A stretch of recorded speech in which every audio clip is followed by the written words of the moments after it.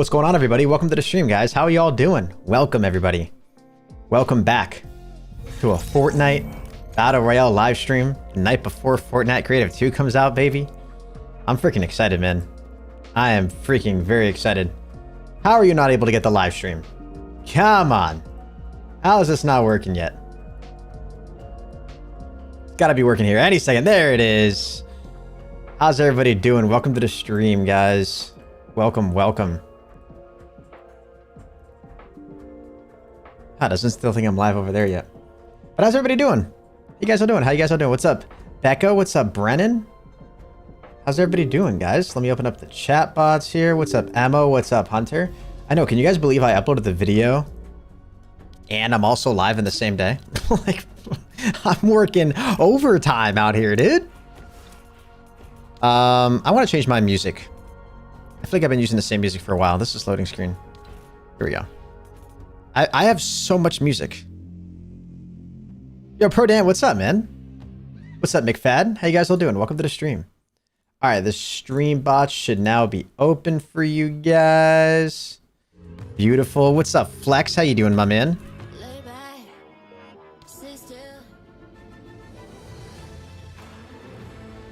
Chapter 4 Island theme. That's kind of cool.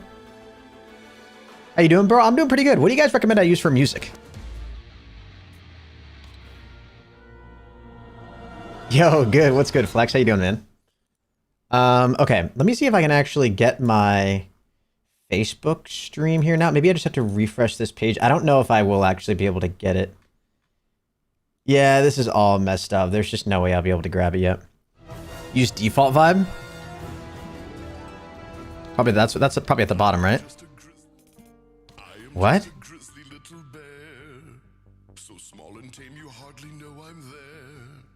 What is this, dude? What on earth is that?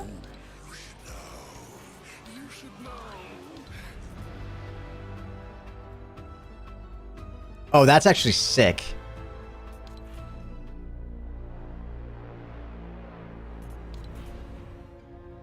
Yo, this one's actually sick. That one actually gets me hyped, dude. I'm turning this music up. Going like 95% on that. Yo, McFat, thank you so much for the $2, bro. Yo, I appreciate that, man. Thank you, dude. Yo, that's kind of tough, dude. McFat, I really do appreciate that love, man. Thank you, brother. It's Interstellar music? I've never seen Interstellar.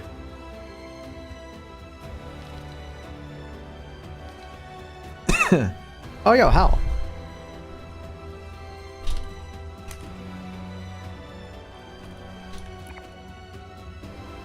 Oh. And are you excited for tomorrow? I'm very excited for tomorrow. Yeah, tomorrow, for those of you who don't know, Creative 2.0 should be coming out. Which, we talked a little bit about whether or not that's actually going to be, like, how cool that's actually going to be. You know? How much customizability Fortnite's actually going to give us. We'll just have to see. Guys, should I try to play a game with max graphics? Just everything just cranked, even ray tracing on. Henry, sick thumbnail. Thank you. Yeah, guys. Yo, how do you guys like the thumbnail? How do you guys like the thumbnail for this stream? Made entirely by AI. Isn't that kind of cool? Isn't that kind of sick? I made it in Midjourney. I've been like experimenting with more of that because I really want to try to find some cool ways to use like AI in my thumbnails and in my content and whatnot, because it's such a cool tool and it allows you to really speed up the process of like making thumbnails, dude. Is like, it's not as fun for me as it used to be, I think, because the pressure is insanely high. But yeah, wait, hold on, let me actually show you guys I gotta show you guys some of the other stuff that this AI thing made. So if you guys don't know how Midjourney works, it's a Discord server where you just give an AI a prompt and it will create images based off of that prompt. So I think I did something like, you know, Fortnite player with an excited face, with a Fortnite landscape in the background with a bright blue sky or something like that, right? So these were all images that I generated like last night when I was trying to come up with like a thumbnail idea for my video today. And some of them came out kind of cool, but it generates 4 images for you every single time. These were the images that it made for me, which they're kind of terrifying, but also kind of sick. And it's cool to see like, you can kind of figure out like how the AI works and what it's pulling from, right? Like, I think the way it works is it's grabbing a bunch of images from all different parts of the internet, and then it's trying to like patch them together to make it make sense. You know, like you can obviously see like this headset on this guy, like this ear cup is bigger than this one, and like the headband doesn't make any sense, but it like tried, you know what I mean? And then the background of the map, it's like not quite symmetrical, but it kind of is. I don't even really know what this is. I don't even know what these are supposed to be up in the sky, although they're kind of cool, you know? This guy's just missing an arm. This guy's got, looks like wieners for freaking eyebrows. And then this guy's got 2 eyebrows with like dragon ships in the sky, and his eyes are almost crossed. So that it comes out in like a really cool style. These were some of the other images that I generated. So I just ended up, you know, cropping this one down, and I just used this for a thumbnail just because I thought it was funny. But these were some of the other images that I generated. Actually, this one was extended by AI. So Midjourney created this image, created, you know, these series of like 4 images. And I thought this one looked really cool. So I put this into another AI algorithm that made it into 16:9. This was before I learned that you could have Midjourney output in 16:9 aspect ratio, which is like, you know, the widescreen aspect ratio that you need for a YouTube thumbnail. So I had it, basically I had AI take this image, and then I said, hey, I want this image to be 16:9. Make some educated guesses about what would be to the left and right of this image that doesn't actually exist. How cool is that, right? And then it like expanded the image just based off of what already existed. So you can see it like, it tried to extend here in the, you know, like it took guesses about what these like fiery rocks are. And it made some other variations too, but not all of them quite made any sense. Like this one was a little weird. It looks like it tries to draw another character here, but not really. If you guys just look up Midjourney, you can get a quick start sort of how-to on how to use Midjourney and whatnot. It's really freaking cool. Holy cow, dude. This looks so sick, but I'm only getting like 50 FPS. Chat, how gorgeous does this look, though? You set it for Creative 2.0 tomorrow? Yeah. Yeah, I'm really excited. I don't even know if I'll be able to get a kill with this. I hope. Damn, Fortnite looking pretty, though, dude.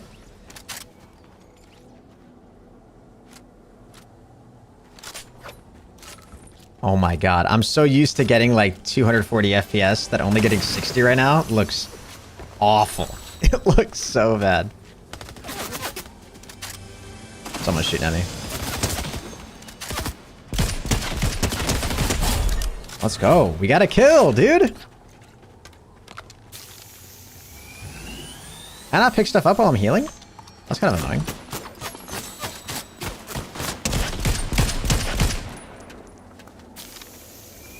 Thank God it's all AI out here, dude. Woof, woof, woof. 2 kills so far, baby. Come on now. Come on now.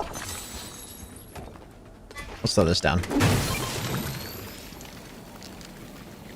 Hold on to this. ProHenis just barked? True. You have to get a win on max? Dude, there's no way I'd be able to get a win like this. Oh, you guys can't see my inventory if I do that. We'll just keep it like this. Keep it like this. You know what's weird though? I bet you guys probably can't tell that this looks like crappy quality. You know what I mean? Or like, not crappy quality, but low FPS. You guys probably, like for you guys, this probably looks fine. But I can guarantee you, like you can see my FPS in the upper right hand, or yeah, upper right hand corner by the minimap. I'm used to 240 FPS.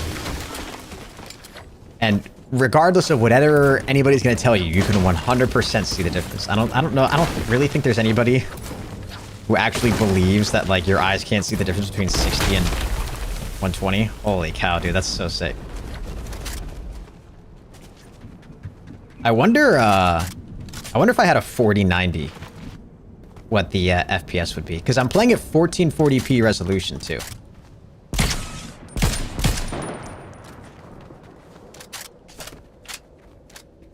Can you say hi to Inko? I'm your biggest fan. Yo, what's up, dude? Try playing on Fortnite Mobile, then complain. Okay, Dan, I understand.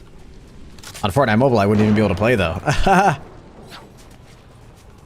gonna just drop the crown. Can I get up here?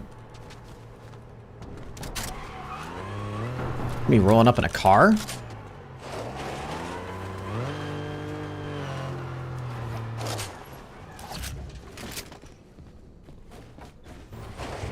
This guy coming up here? What's this guy doing?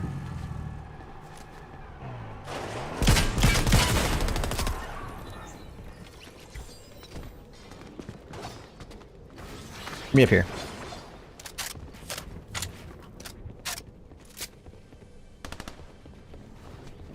God, the game looks so gorgeous. Look at the lighting, dude. Look at the floor. The way the light comes through the windows. God, it just looks so good.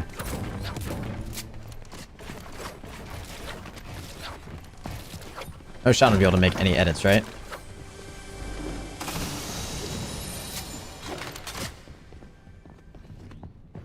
Down below? I have a feeling he's gonna be down below. Oh, he's right above me. Yo, Grant, what's up? What's up, dude? You like the title, bro? What are your thoughts on Kick? I honestly should try streaming on there, man. I just haven't yet. I really should just give it a shot and add it to my restream thing. All right, guys. I just can't do this anymore. I can't. Sorry. Like it. I just refuse. Okay. How much better is this FPS gonna be? Oh, why is it so unbelievably bright, dude? Oh my god, that looks so much better.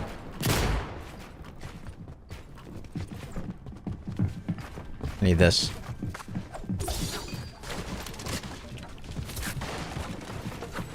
$95.5 split is insane. Yeah, it is. It doesn't make any sense from a business standpoint, at least from what I understand. So it makes me skeptical as to, like, what their true intentions are, you know what I mean? Oh, so they're up?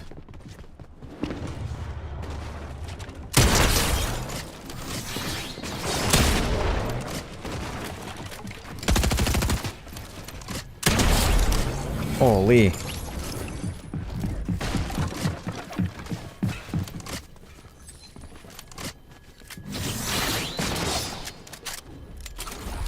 But yeah, no, 95.5 is insane. If the stream gets 60 likes, you have to open a PO box tomorrow.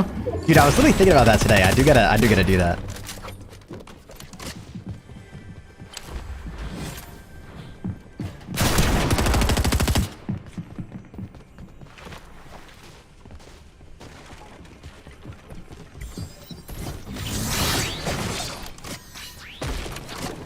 Bro, where are these guys, man? Were they just all the way up the whole time? I think they were.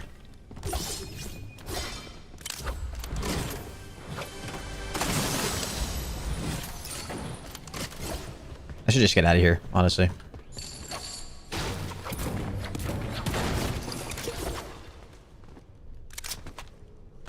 think there's a guy in that box right there.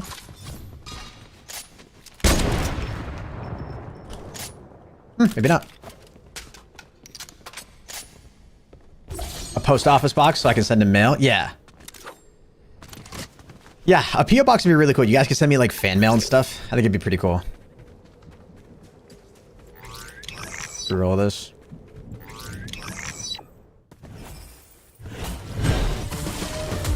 Guy all the way out there. I think there's a dumpster out there too. I can finally check out what this augment is.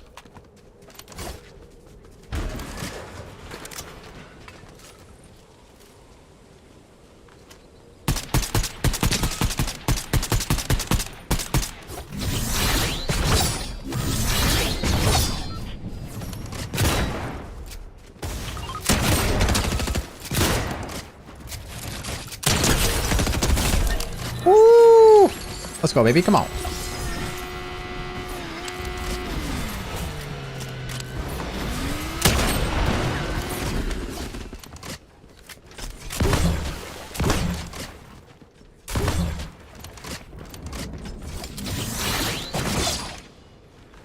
Holy, dude.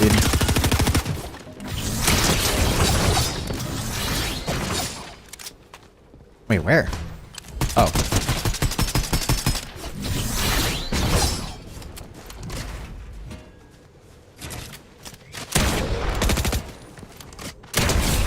Let's go, baby. Come on, get out of here. Get out of here. Be that.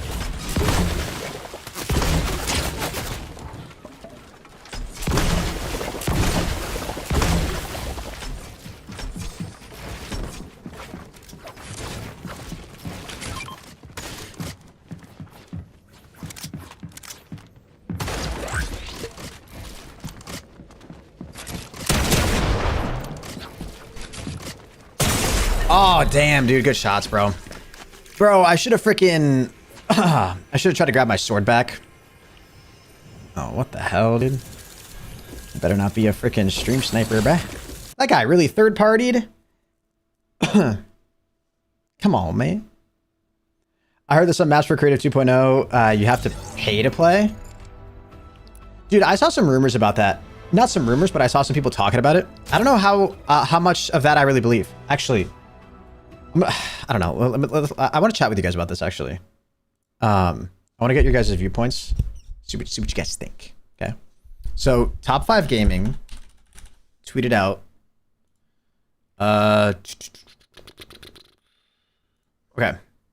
Put out this tweet. Fortnite Creative 2.0 drops tomorrow. Creators need to get paid based on session time, which I think is like watch time or something.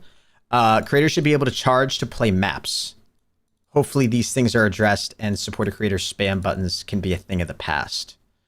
I think he's referring to like having to remind people like every 14 days to like put in their code again. I talked about this on Unvaulted podcast a few weeks ago. The people at Epic are really smart and they know incentivizing creators to make fun experiences is good for everyone. The battle for the ultimate sandbox game starts tomorrow. I'll take the heat from everyone saying that this is a bad idea because of the experience players have had with creative up until today. If it was implemented right now, it wouldn't be successful. I hope this conversion changes in time, but for now, I respect everyone's opinion. He got a lot of backlash for this. Pretty much everybody was being like, charging to play a map just wouldn't work. I know Roblox does this, but I seriously think it would be a bad idea for Fortnite. Being paid for session time will be plenty if your map is going to be popular enough where you think you should lock it being behind a paywall, I assume it means. I don't know, dude. It's strange because like, obviously they couldn't just have it, you know, that they couldn't just make a system where people just inside your map earns you money. It couldn't just be that simple. Like people would have to be actively playing the map or something, or else you could just load up like a bunch of bot accounts, have them all join up on your map, and then you'd be getting paid for it. I don't know. Minecraft does this too. If you spend time to make a high quality map, it's not a big deal to pay $1. Yeah, is $1 really? Here's my question though. There's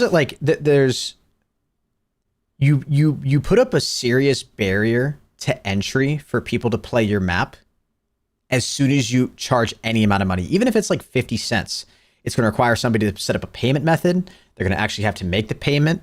If it's mostly kids, they're going to have to get approval from their parents, most likely, right? So even if you charge $1, the amount of people that are going to play your map all of a sudden decreases like crazy. So if you spend a lot of time on a map, can you imagine like how much would you have to charge in order to like make it worth your time? You know what I mean? Like you're going to get an incredibly smaller number of people who are going to play your map just for charging anything. So if you're only charging $1, you get 100 people to play your map, you're getting $100. But is that worth it for maybe the days you spent making this map? You know what I mean? In comparison to you just let it be opened up to everybody and then everybody can use your supported creator code. You'd probably make more off of just doing that. Way more. You know what I mean? So I don't know. I think it kind of depends. Charging to play a map lab. I think I just read that. I get the incentive to playing a map, but one thing I can see implemented is giving small benefits to creators who boost your Discord, who are a member, subscriber on YouTube, Twitch affiliate, all cosmetic, not pay to win. Great suggestion. I agree with that. That's kind of cool. Charge to play maps. That's insane. Like I understand where creators should be paid based on player time, but charge people. What is that emoji? Woman standing. Optional. When Mr. Beast invests $100,000 on a map, he should have the option to charge 99 cents to try and recoup. The only people who can do this are the ones that make such a great experience. You feel it's worth spending money to support long-term development. Yeah, I don't know. I don't know how I feel about it. I think you'd lose out on so much more potential just supported creator money. I don't think it'd even be beneficial. What's up, Billy? Oh, Jesus Christ, dude.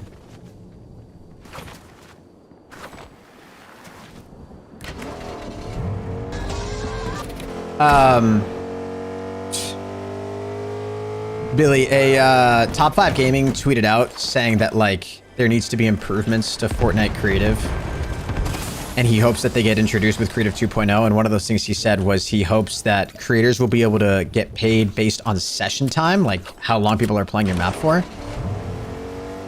and that he also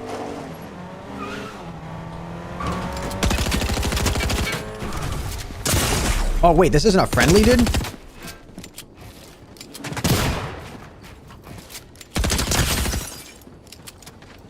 I'm dead. God damn it, dude. I thought that was a friendly, bro. I thought he threw those. Engagement session time would be really good. But pay to play maps are ass. Yeah, I just don't know how they would do the pay to play, or the I don't know how they'd pay creators based on session time, because you can't just like that. What would prevent me from just making a map, opening up the map, and then just AFKing in that map forever? Like there'd have to be like engagement, and there'd be easy ways to fix that. But I don't know. Even that just seems like there'd be an incentive for creators to just spend time on your map versus actually making a good map.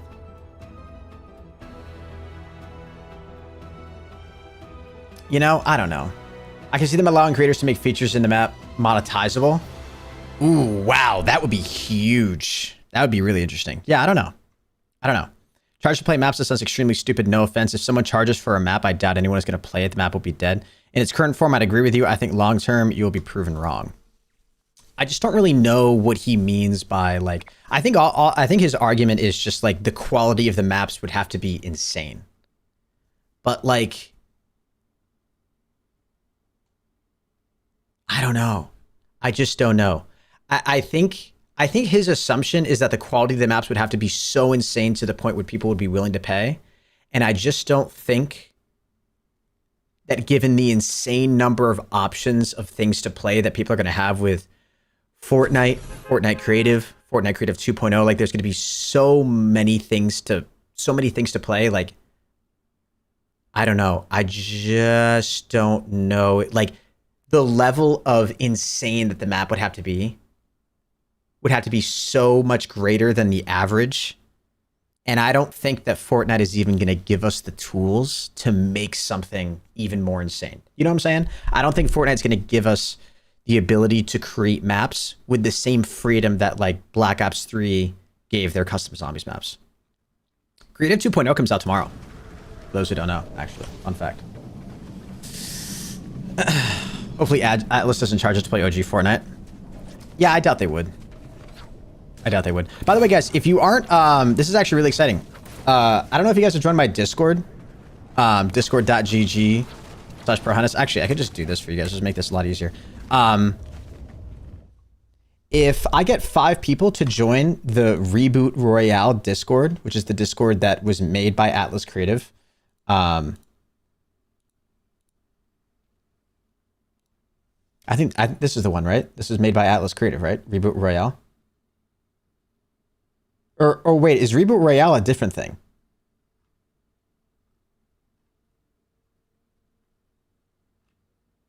Oh wait, I think Reboot Royale might be a different thing than Atlas Creative.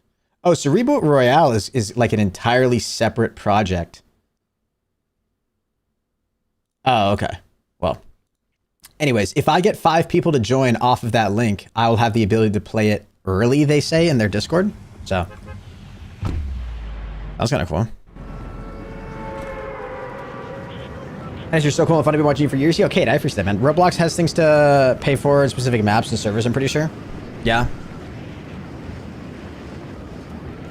Tomorrow's gonna be a big day for sure.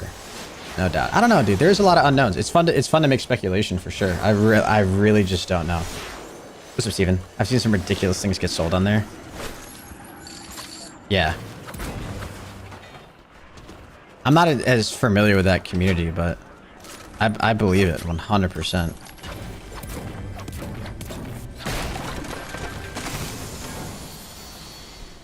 Yeah, so maybe I'm entirely wrong. Maybe the threshold wouldn't actually have to be that crazy.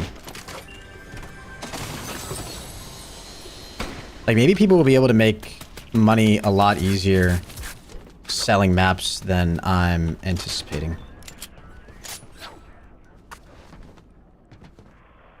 I think the hype around a map would just have it. Maybe I'm just not anticipating how hype a map will be. Can I be honest as hell? Absolutely. Billy, do you want to come on Discord and we'll do a little pod? We'll do a little poddy, dude. You can advertise your map.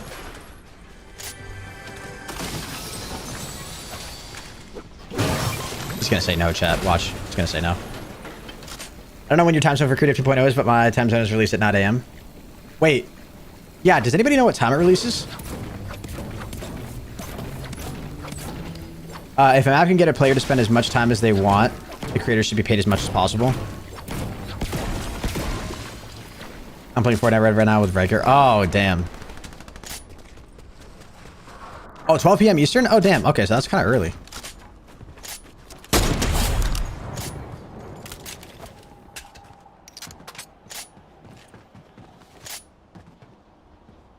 That's earlier than I thought it was going to be. Oh! Get out of here, baby. Come on! Come on, baby. 12 p.m. is in an hour? No, that'd be 12 a.m. Like if a map can be so fun and enjoyable to get someone to get in the game and play that, then that map is the only reason they're playing. Yeah, I just don't know. I just don't know how you gauge that. You know what I mean? Because like part of me was just like, how on earth could they possibly properly pay creators based on how much somebody plays a map? That seems like that would have really weird side effects where like I pay people, like if I could, like if you could just pay someone to watch, like almost bot your map. I don't know. I guess then if you're caught for that, you lose your supported creator code, right? That'd be in the rules or whatever. I don't know. Because like YouTube does it with watch time, right? Like the longer a YouTube video gets watched, the more your video gets promoted. Like it is basic marketing and advertising. So I get it. I just don't know. I don't know. It's for some reason, I can't like wrap my head around it for like a Fortnite creative map. Paying people based on session time.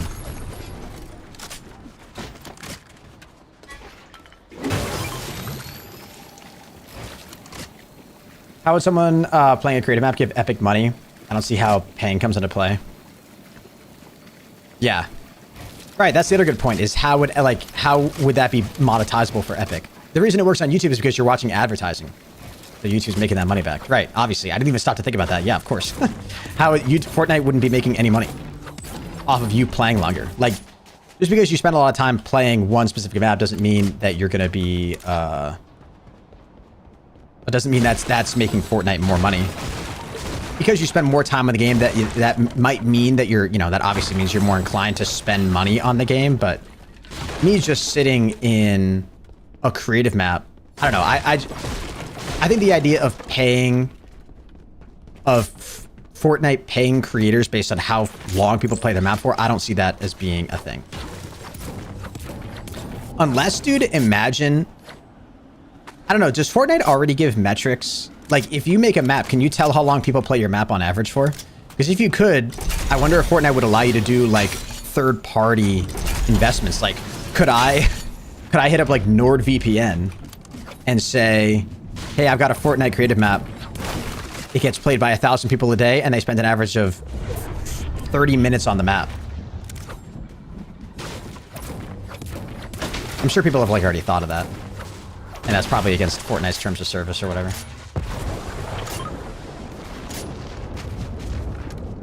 Hello?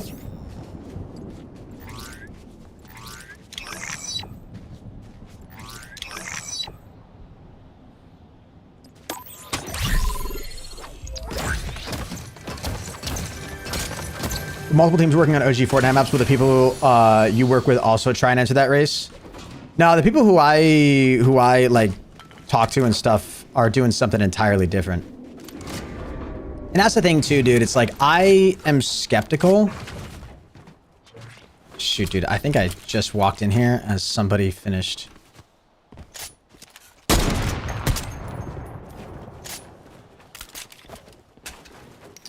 Finished capping that.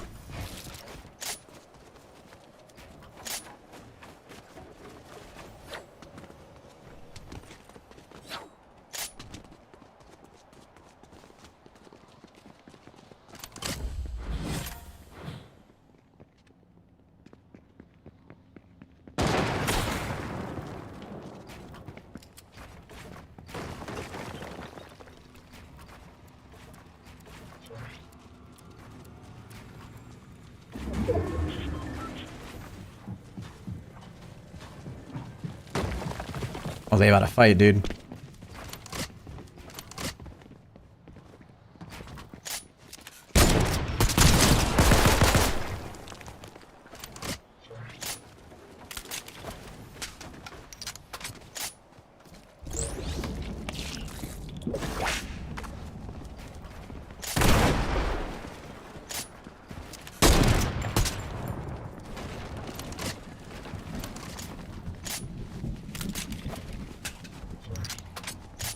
I gotta stop playing like an idiot, dude.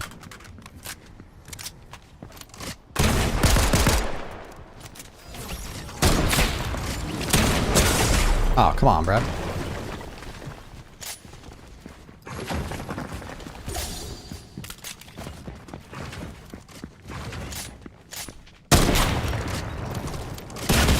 Oh, bruh. Good shot, dude.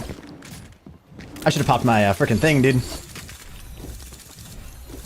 I'm interested to see the limits of the new system. Yeah, that's kind of where I am too. Why are you hiding the guns? Oh, sorry, I'm on the wrong overlay. Wrong overlay, dude.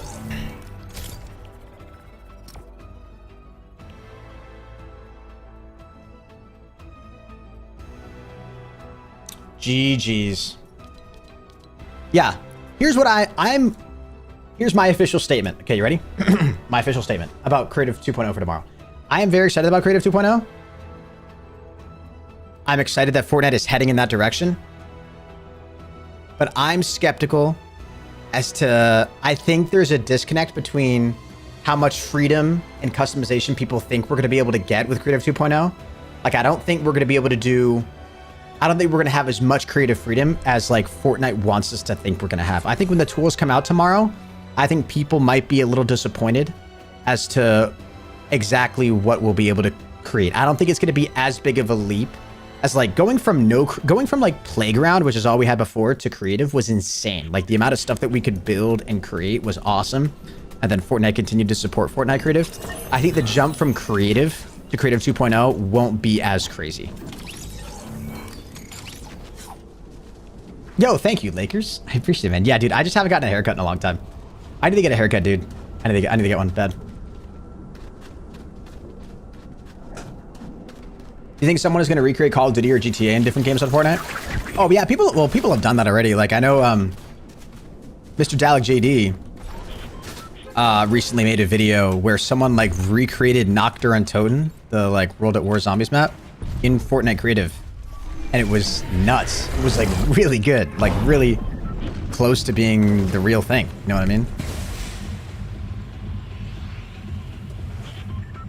I thought it was going to be able to do my taxes. Yeah, I don't think it'll be able to do your taxes. You'll have to use ChatGPT-4 for that. By the way, guys, did you guys see that? I'm really big into all this like AI stuff. I think it's so cool. Let me know what you guys think of the AI thumbnail, by the way, those of you who are new. We talked about it like right at the beginning of the stream. Let me know what you guys think. But I think Google released their own version of like ChatGPT. I think it's called Bard. And I think they've released it to like a small number of like beta testers in the US and the UK today or yesterday. And I saw MKBHD, who's a tech YouTuber, he tweeted out saying that he messed around with it for a little while, and it's miles behind of where ChatGPT is right now. And ChatGPT is made by OpenAI, which is owned by Microsoft. Bing, the Bing search engine, has their own AI. It's ChatGPT-4, and it's way better than what Google's made.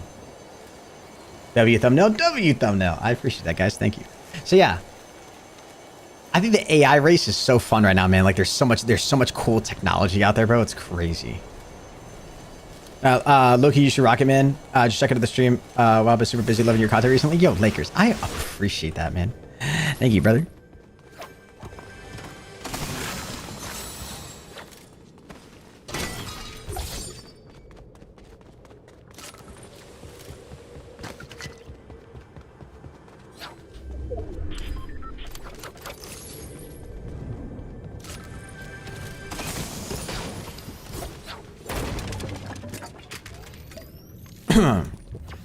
Fortnite servers are probably going to crash tomorrow because of how many people will be playing. Nah. There'll be a lot of people playing. There won't be that many people playing. You know what I'm saying? You know what I'm saying? Who knows, dude? I hope I'm wrong. I hope Fortnite Creative 2.0 drops. I don't know. Part of me hopes I'm wrong. And part of me also hopes I'm not. That I'm right.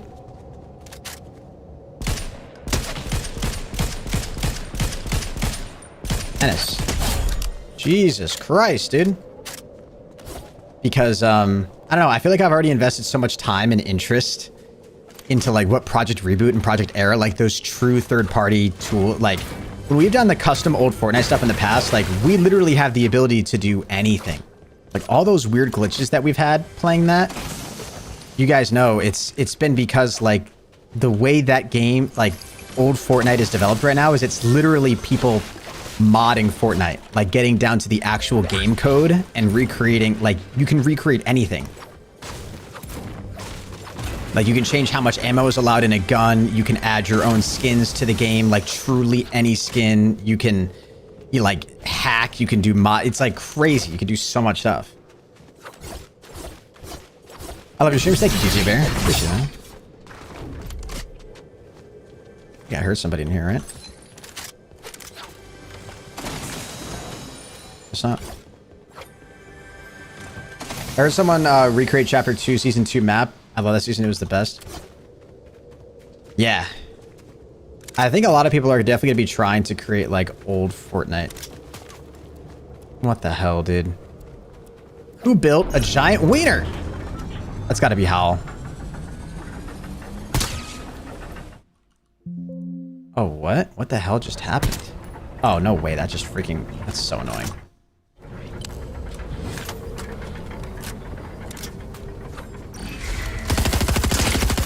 Whoa, dude.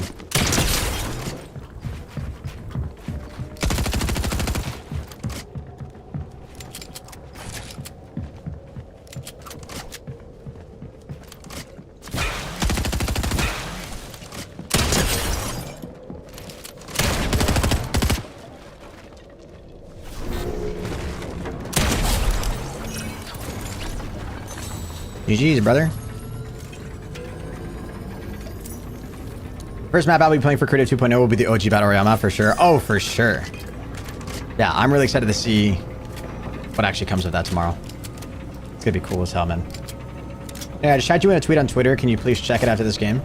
Yeah, I got you. Hopefully I remember. I'm usually pretty bad with that, but I got you.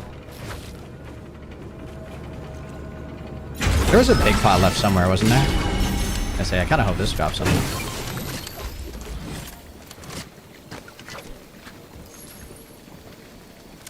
All right, guys, we got to go up to the wiener. Check it out.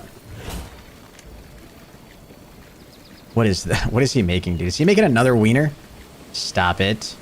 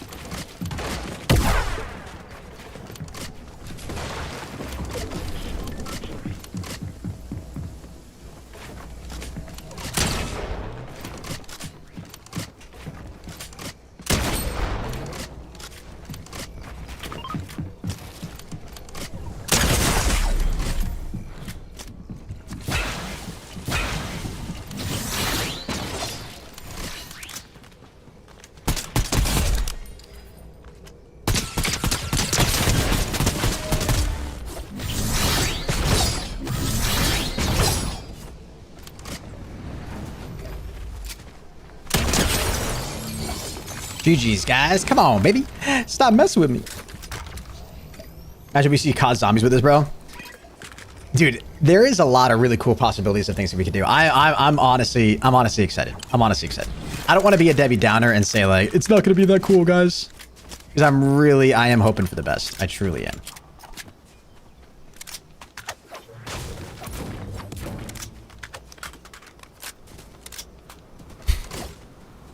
You think Howl's still over there? Dude, that's got to be him, right?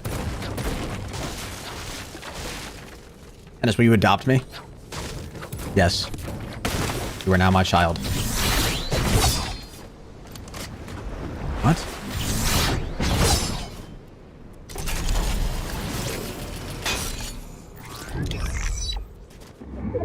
I gotta go check out the wieners. We gotta go check out the wieners.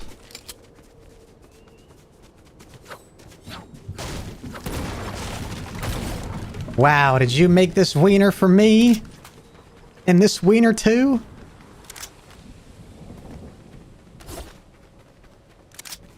Hal definitely left, right?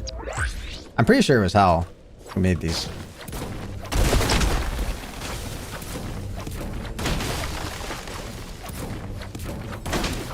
Guys, when does The Last of Us come out? Doesn't that come out tomorrow? Or no, that comes out the 28th, right? Because I really do want to play that. I think I'm going to make a whole series on that. I think I'm going to play that on my channel.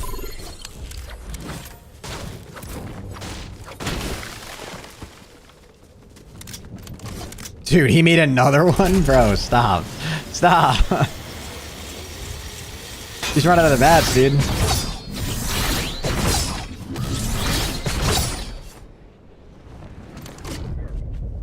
Is he here?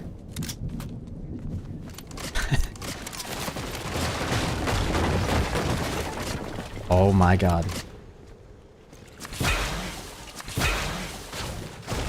Really shot me down and almost killed me. That was definitely Howell watching that too. You ass. Yeah, he's in my game.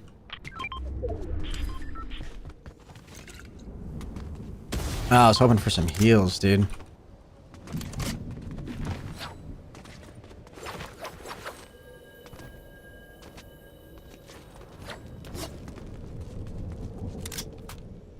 Oh, go away, dude.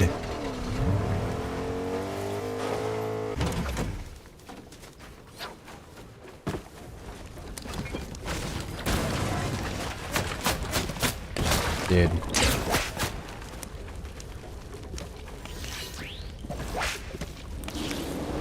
Wait, what? Dude, who is this, bro? Bro, who is this, dude? Oh my god.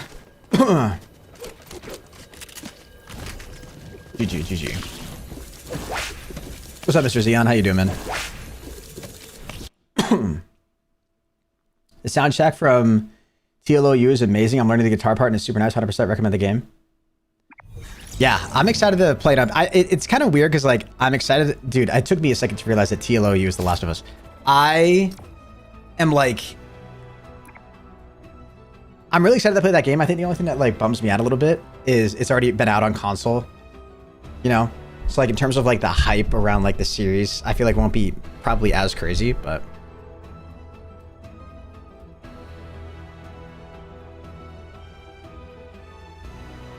Tico's gonna stream stab me? Oh, hell no, dude.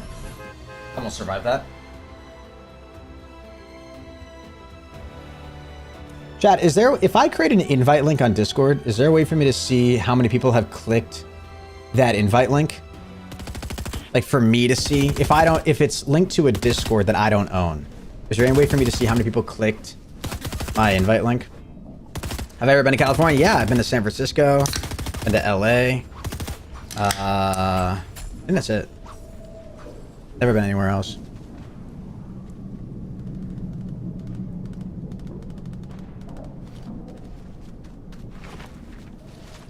Yo, Prowl, thank you so much for the host, dude. For the raid/host. I appreciate that, man. Prowl8413 Gaming. I appreciate that redirect. That YouTube redirect, dude. I clicked and joined the server. Yeah, you should be able to. All right, so Jose and Barry clicked it. Okay, so as long as I have 5 people click it, then I think I get access to, you know, whatever.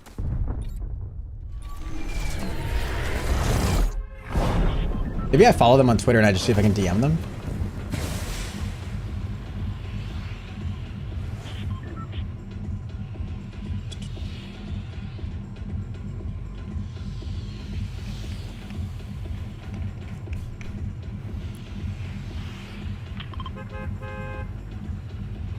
Tico's in my game with the fishy army? Wait a minute. It just said Tico thanked the bus driver. Wait.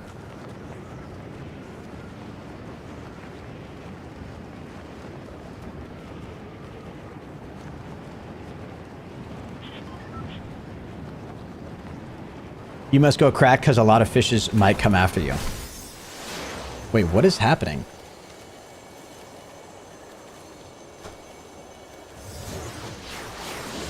Wait, what does that mean? What's up, Bear? Somebody already land here, dude? Oh, shot.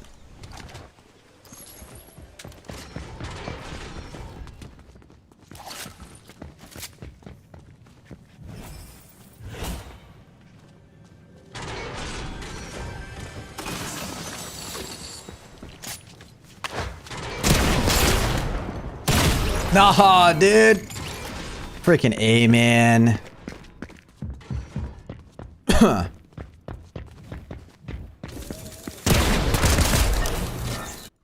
damn it, dude. My no-scope missed. My no-scope freaking missed.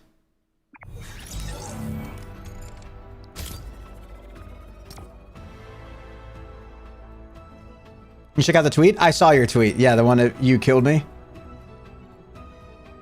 What's up, Justin? What's up, Eric? How you guys doing? Welcome to the Facebook stream. I gotta get my Facebook chat working, man. I gotta figure out how to do that.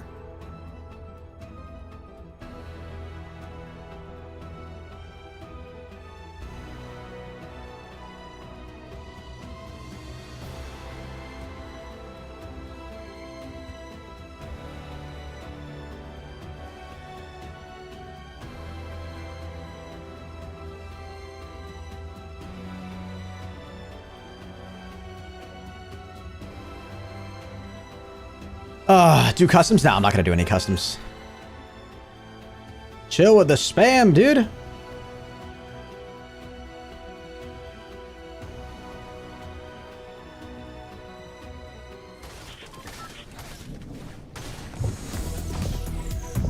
The guy in the thumbnail's missing an arm? Yeah, the AI kind of messed up. Gave him like a stub. Gave him a little bit of a stub. Whatever happened to Kenny? He still streams. He just doesn't do Fortnite anymore. He does, like GTA RP stuff on Twitch. He's probably live right now.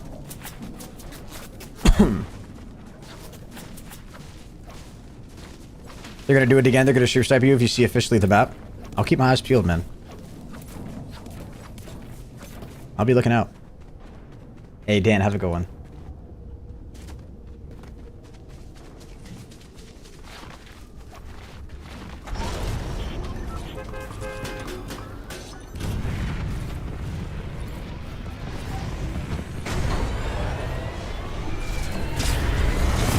You going to a Drake concert in August? Oh, shoot. Hell yeah. That's going to be sick, actually. I saw, I don't know if you guys heard of stand-up comedy, but Bill Burr is coming to the Portland Civic Center, which is like, I'm from Portland, Maine, so it'll be cool. I don't know if I'll go. His tickets are expensive. It'd be like a few $100.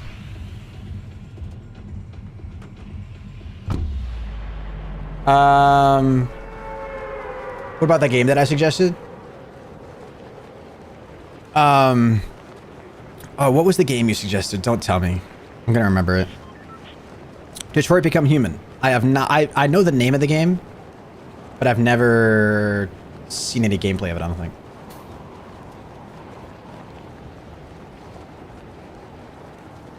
Oh, hell yeah, Perkaholic. Hell yeah, dude.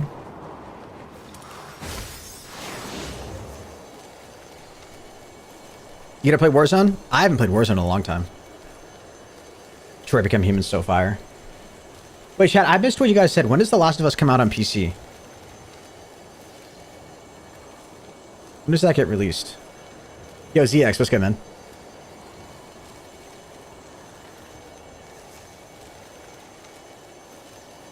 $28th? Okay. Oh, okay, so we got a week. I gotta sneeze. Oh my god. That one almost hurt. Jesus.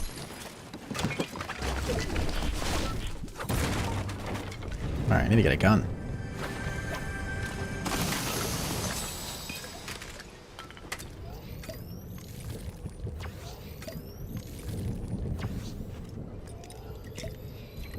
It's really nice because it has a ton of gameplay variations. Oh, Detroit Become Human? Does it? Yeah? That's kind of cool. Oh, so it's one of those games where, like, what, you make your own ending or whatever?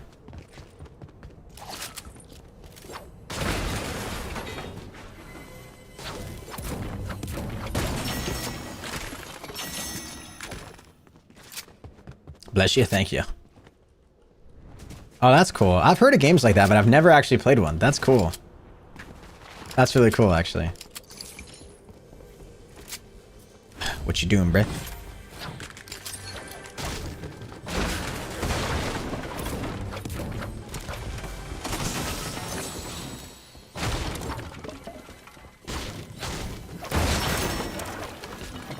God damn, don't mind if I do. Alright, now I just need to get myself a sword and I'm good. Need a ProHenis icon skin? Hell yeah, dude. I agree. How come I haven't gotten one yet? I'm the most deserving out of any content creator. I should totally get one before Nick A30. And Typical Gamer. Where's mine, guys? Come on. Have I not? Do I not pull enough viewers? Is that what it is? Is that what you're gonna tell me, Fortnite?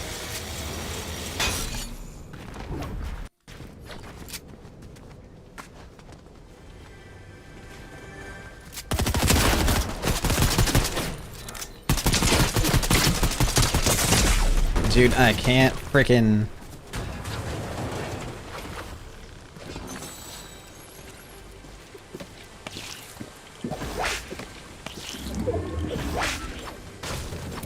Please have some white heels in here. God damn it, dude.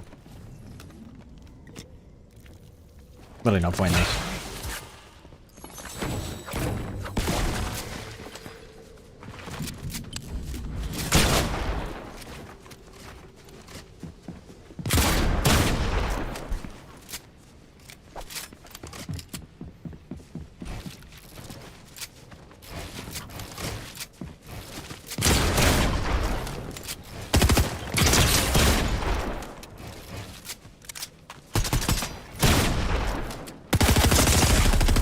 What, dude?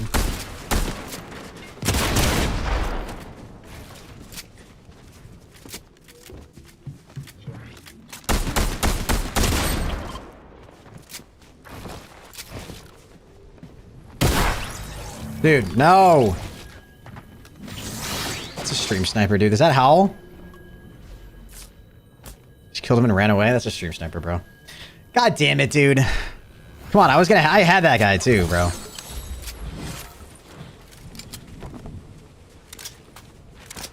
That guy was annoying as hell, but I had him. GG's. I didn't catch the kill feed. I don't know who that was. Oh, Fearleisha? What's up, Fearleisha? How you doing? Is that the Fearleisha?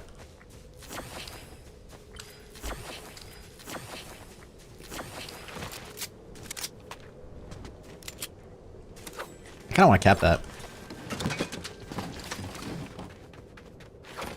Doing good, bro? Hell yeah. Yo, I'm definitely gonna be doing some more Fortnite custom stuff soon, so. You're down to play again. Fearless, no way. Bro, upload, please. Come on, Fearless, where's the content, dude? You know what? I think you and I should record a video together for your first video back. What do you say?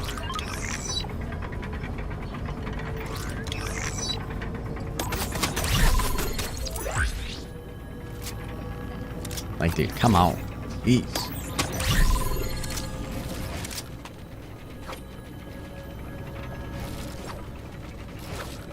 I'll join in as well. Oh, sorry, Barry. Fearless just messaged me privately and said, who the hell is that weird guy in your chat? And I wrote back to him and I said, sorry, please ignore him. He's weird.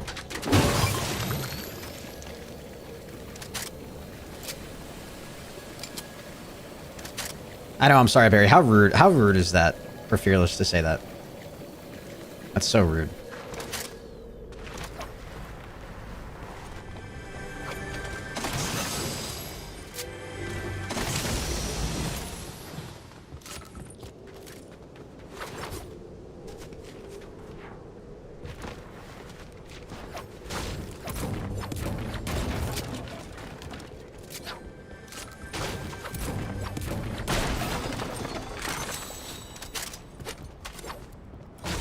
What do you guys like to take? Do you guys like taking the new AR or the red eye? What do you guys prefer?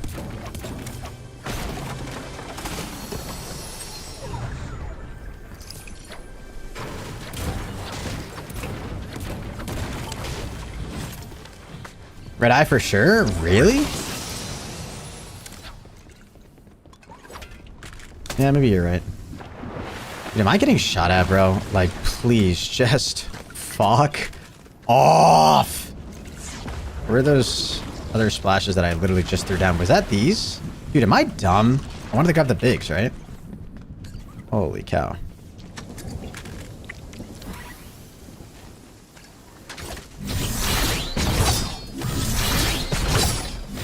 Wait, really, Jose? You wouldn't even take the pulse rifle?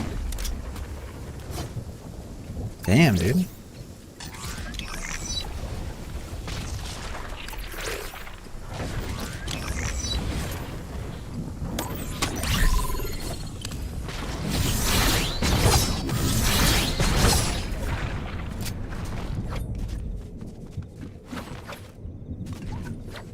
Henry, please do a sleep stream. Dude, the idea of a sleep stream actually creeps me out. I don't know if I'd actually be able to sleep. Oh my god. Dude. Please. Like, does that not sound like the creepiest thing in the world to do?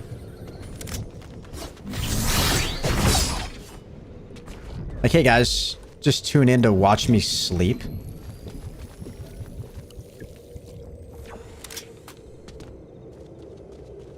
That guy just come up or go down, do you guys think?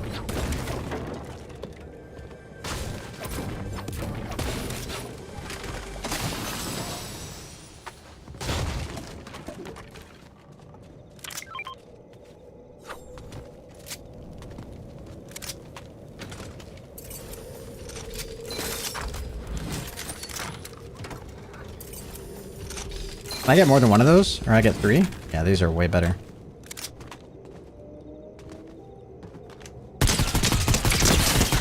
Okay, so I think it was an AI. Never mind.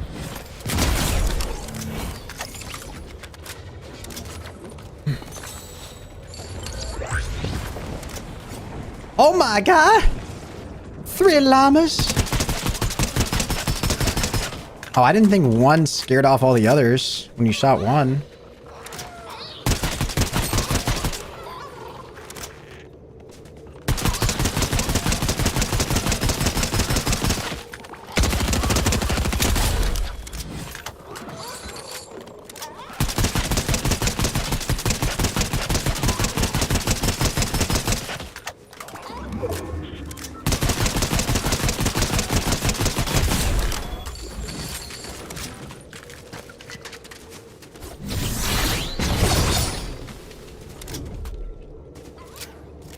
Damn, dude. One for a haul. Rip.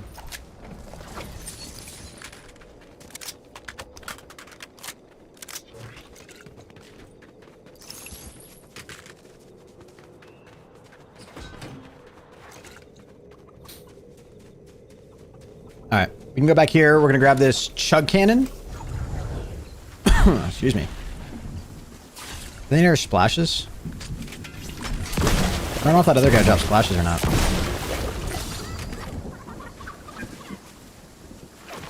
He did! Hallelujah.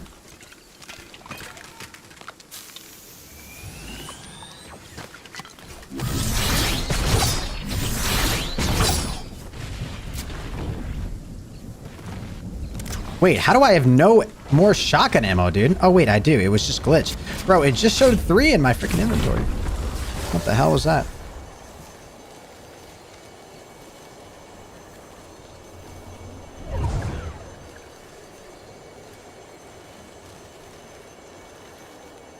I landed in this guy's car. I think I'm gonna land in this guy's car. Maybe not. He's gonna keep driving.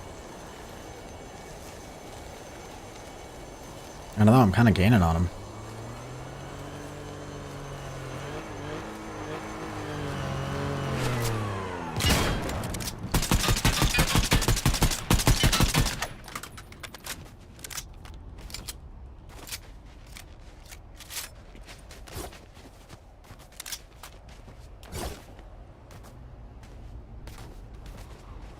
Oh, did I just lag right there?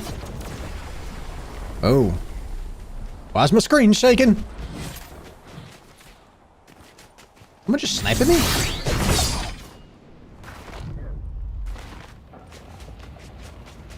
This is what I get for landing out in the middle of freaking ding dong nowhere, dude. 2 kills. And now I'm being targeted. Are you serious?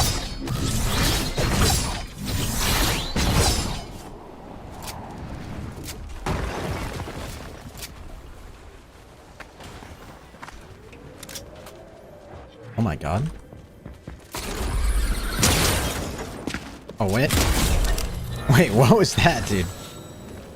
I thought I was gonna be able to build there. Guess not.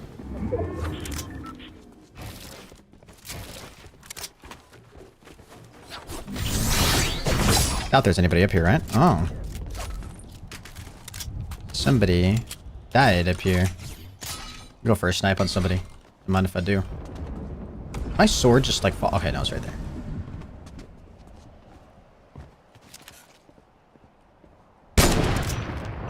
Imagine.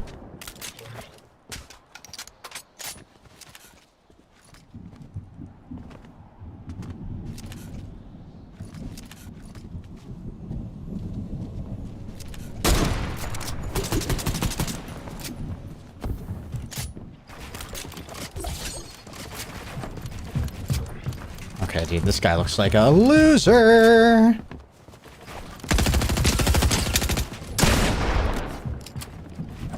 Jesus.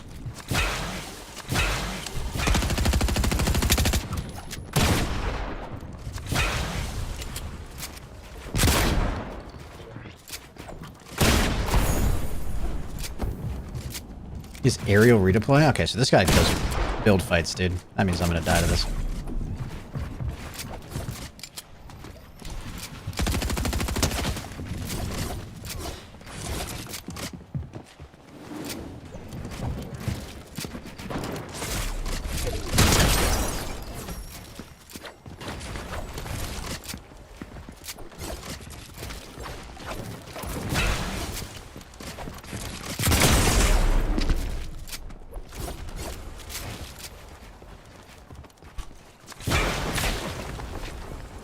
Dude, where are these snipes coming from, man?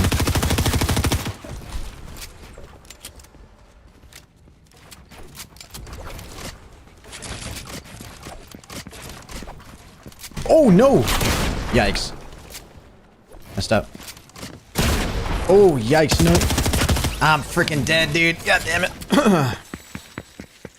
GG's, GG's. You set it for Creative 2.0 tomorrow? Yeah, dude, I am. We've been talking about it like the whole stream. Didn't mean to fall right there, man. I shouldn't have given up that height. Messed up. Mad laggers are just me.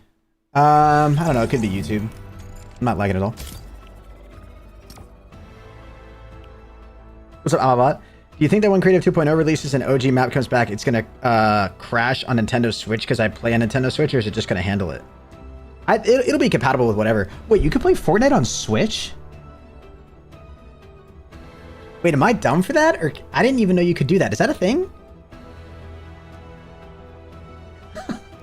Is that a thing?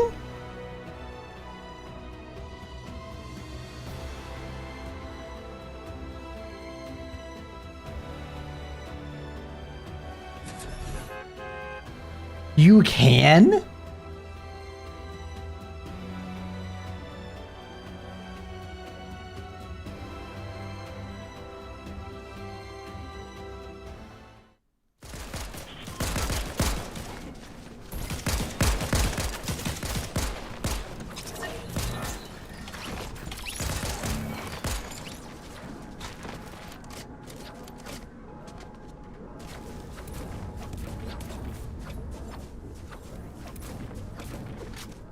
Maybe I knew that? I don't know. Maybe I did know that, bro. Nah, you know what, chat? I'm actually trolling you guys, dude. I knew that, dude. I knew that. I knew that shit, bro. How far down can you go?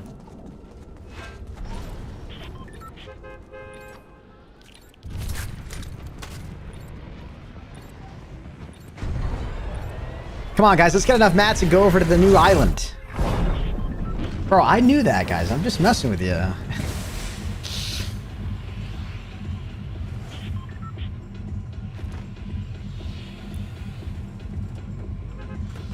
Chat, I don't want to have to stream at noon tomorrow. Is that bad? Like, I'm excited for Creative 2.0, but why can't it come out at, like, 4 p.m.? Why does it have to be noon? Ugh. That means I should, like, get to bed. Ugh. I hate Fortnite.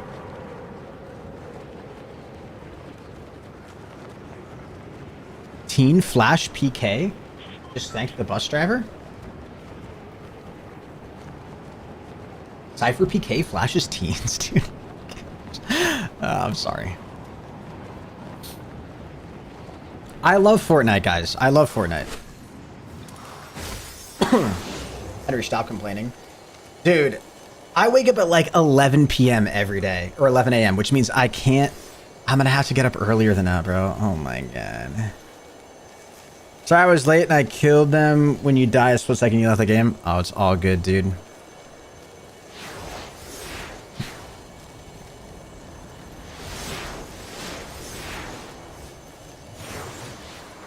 You literally play video games for a living and are complaining? Yes! You guys have no idea how hard my life is. Dude, you guys have no clue. Dude, I literally think being a YouTuber is more difficult than being the president of the United States. Straight up. It just is.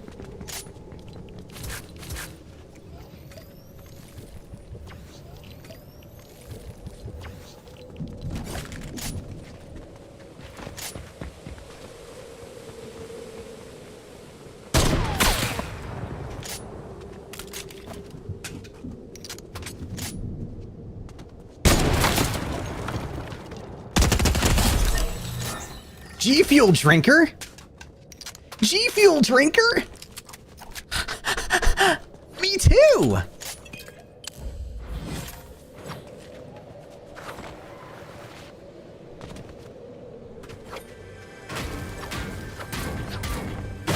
Use code ProHenis, guys. Sorry, I gotta plug my stuff. I'm so bad at that. Code ProHenis at checkout for your free GFuel. Not free, but for your discounted GFuel.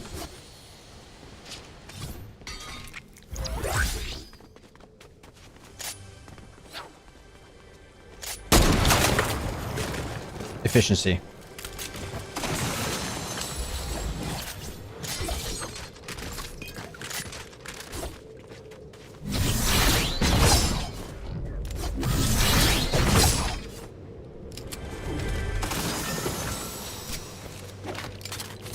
Wait, whoa, yikes. Offer GFuel?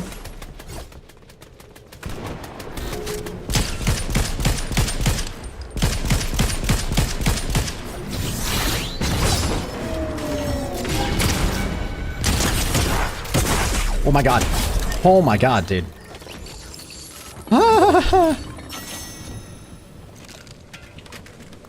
I thought I was dead.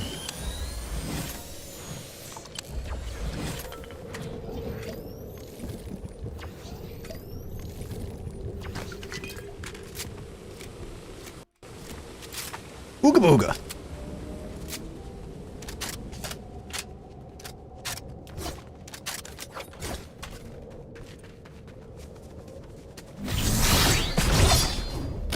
Nice.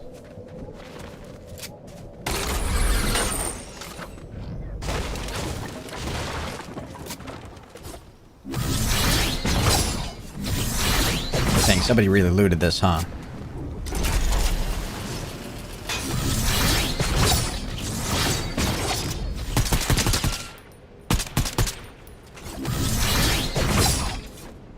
Oh, no way, dude. That's so far.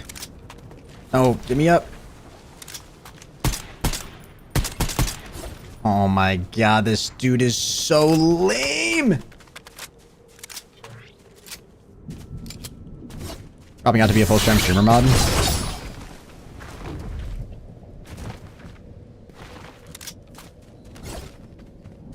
Wait, I don't get paid? Oh, wait.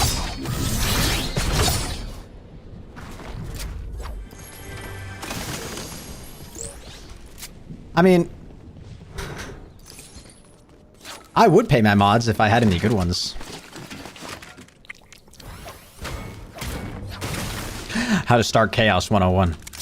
I mean, I do pay my mods, I just pay my favorite ones.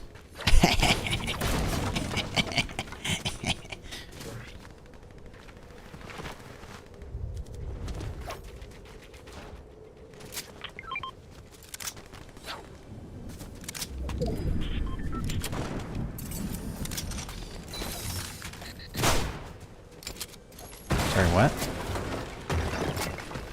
I just got shot at, bro?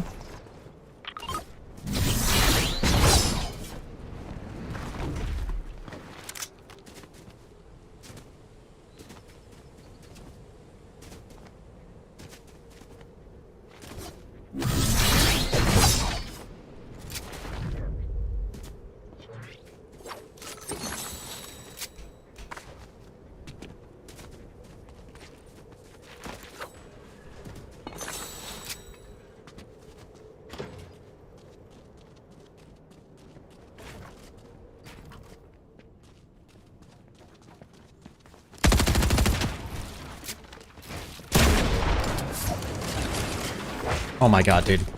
Get me out. Get me out. Holy shit, dude. This guy's a loser.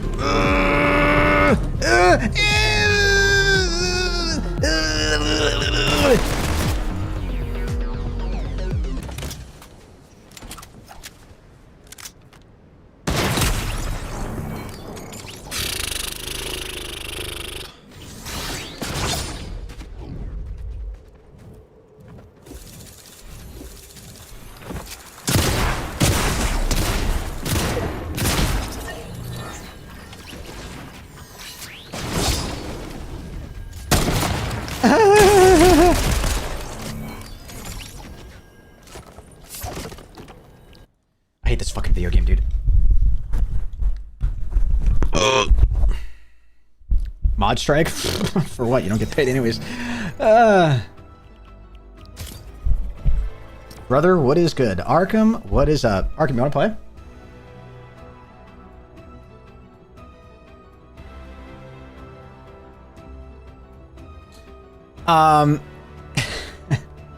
Dude, it's so fun just to say things that I know is just gonna upset chat. Henry, this is just a fun question. Don't gotta answer it if you don't want to. Where would you be or what would you be doing if this YouTube thing didn't work out in your favor?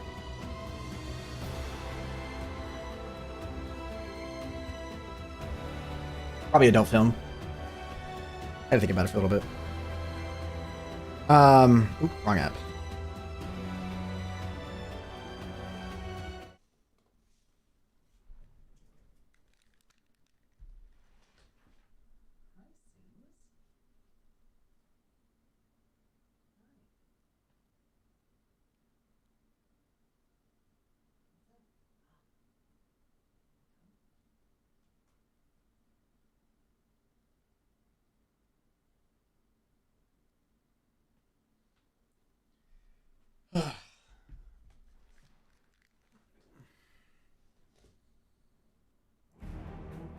This is so cute.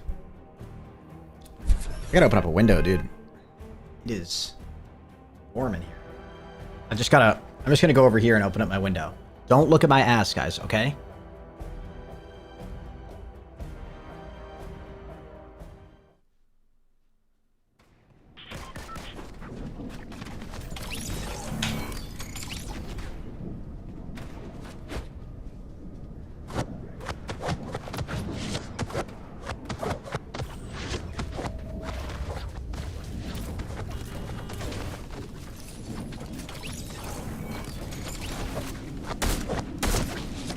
Alright guys, best ass on YouTube. Wait, there's children here? No? Excited for Creative 2 because of the OG map. I never played the OG map, started playing in Chapter 2 Season 1. Yeah, that'll be really cool. I'm excited to see what Atlas Creative and a couple of those other people make. Shut up, Arkham. Don't make it weird. There's 6 people watching over on Twitch.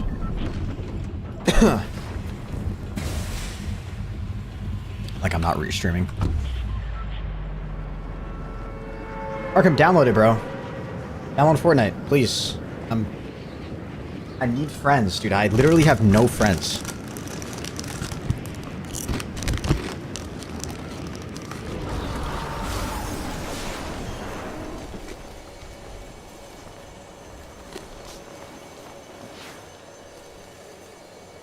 When are we playing BO3 Zombies? Dude.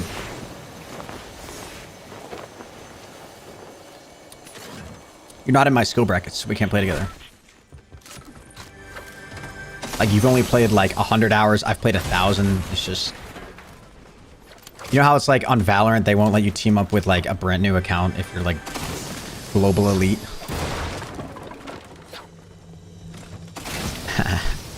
I know, I just pissed a few people off with that one.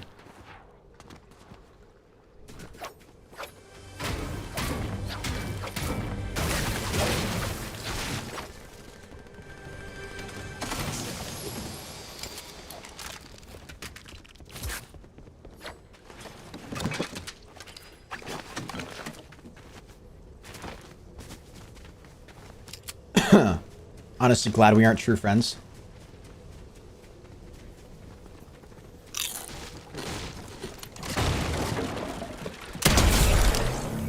Well, damn, dude. I mean, why you gotta say that?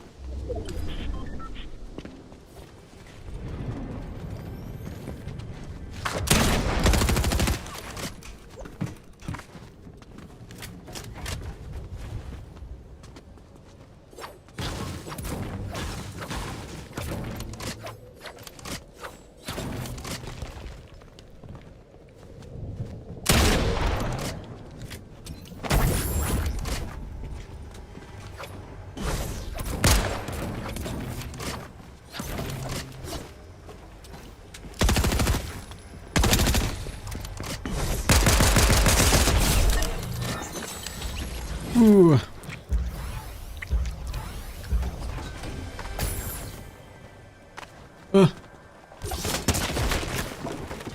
Dude, what? Who's back here, bro?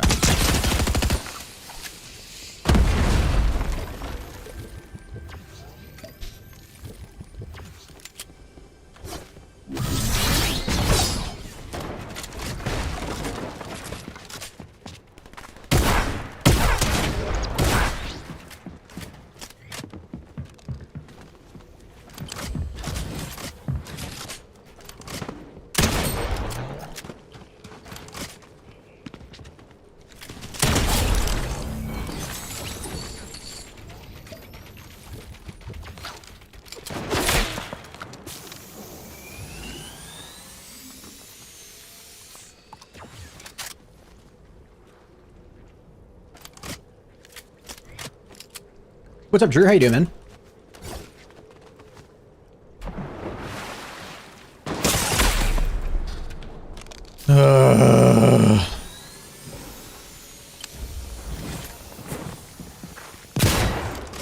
Bro, please. Like, literally just go fuck yourself, please. Oh my god. GG's. Oh my lord. Henry, I played 1,400 hours just to say you're not my friend. Wait, wow? What do you mean?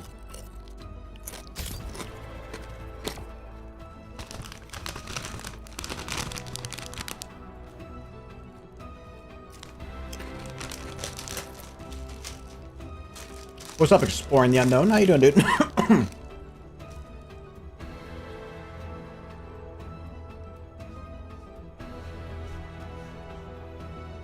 gonna be honest.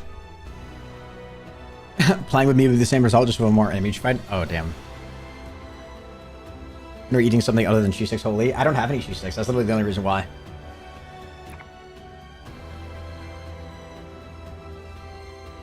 What chips? I ordered some Panera today. So they were just like, I don't know, whatever the generic Panera potato chips are. I always love the streamer, Henry. W streamer, for sure. Becca, thank you so much for the $2. I appreciate that. Guys, I don't know if you guys are, like, if you guys have never streamed before. I don't know. When people just, like, say nice things in your chat, it literally is the nicest thing. I'm trying to focus on that more as a streamer. I feel like it's so easy to get caught up in, like, reading all the negative stuff that you read. Because, like, the majority of the stuff will be nice, right? But, like, you'll get that one mean comment and it's hard to let that go. But if you let it go, and, like, you can really appreciate the nice things people say, too. Actually let it resonate with you. You know what I mean?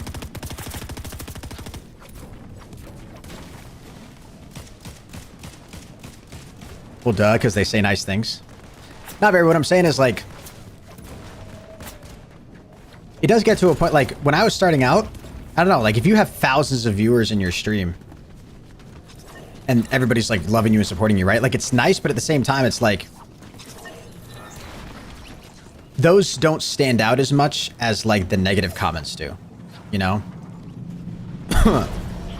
Like, you could have, like, 1,000 nice comments in a stream, but then if you have, like, one negative comment, that'll be the one that, like, you remember.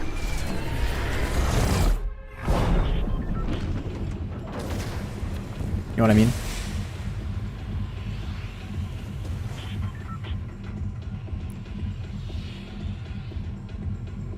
All right, I'm going naughty nets.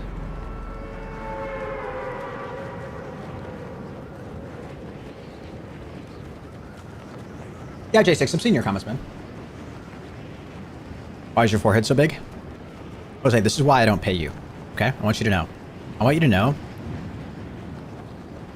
that every day that goes by that you're like, I wish Henry paid me, it's because you say mean things to me. That's why you don't get any money from me. And also because I make like $6 off of each live stream. So best case scenario, you'd get like, what, 10% of that? Which I think that would be even generous. Actually, I don't know. I don't know how any of that shit works.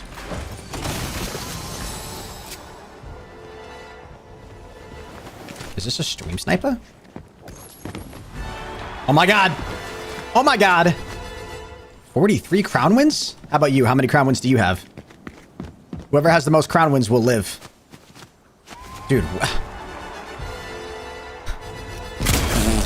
Sorry, Sergeant Sharks. I'm gonna kill you too.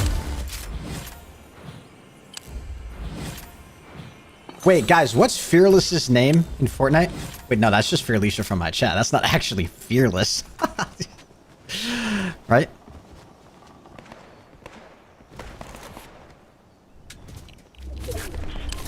Right, guys? Wait, you make $6 per stream? No, I make more than that, but it's... Streams don't make as much as, like, videos do and stuff.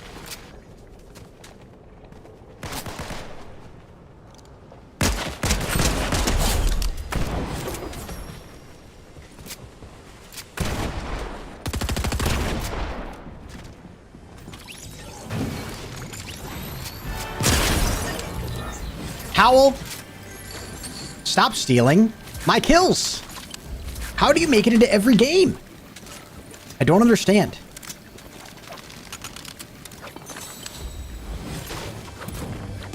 I don't understand. Let's be honest, I probably would have died to that guy if you didn't kill him.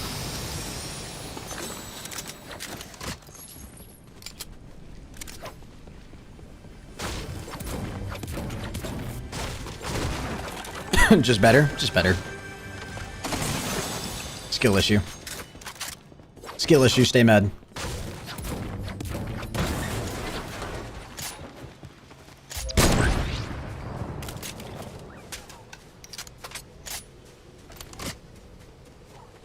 He was hiding and I killed him. Well, W then. Big pot. Was the battle pass gonna be over? I have no idea. Who's gliding around here? Oh.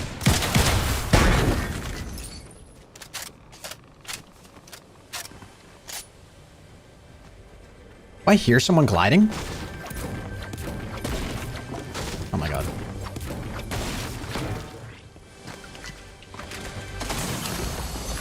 Alright, guys. Would you rather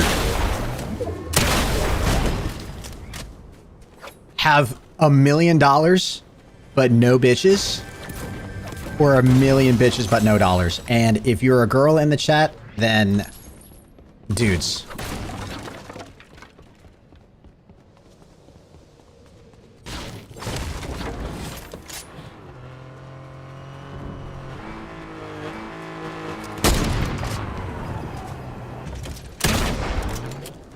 Like, who are you? Why are you here? Can you please go away?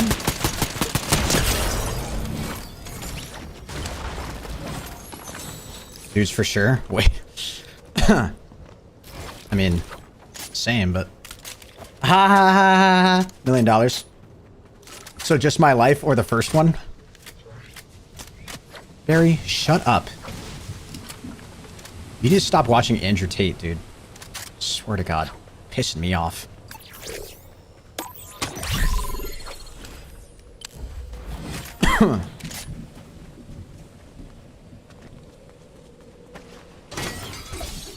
Dude, I made the mistake of watching some people like just slam Andrew Tate and Sneeko and all those other like red pill podcasters out there that just try to make like, you know what I mean? Like they're all just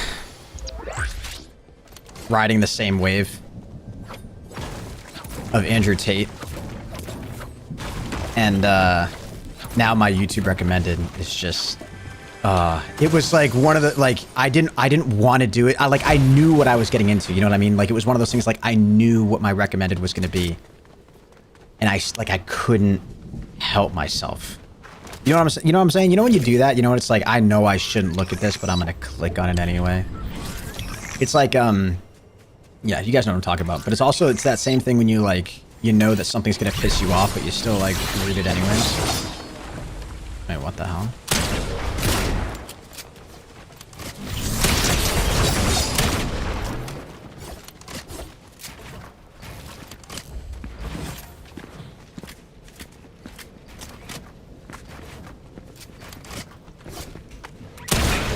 Wait, what?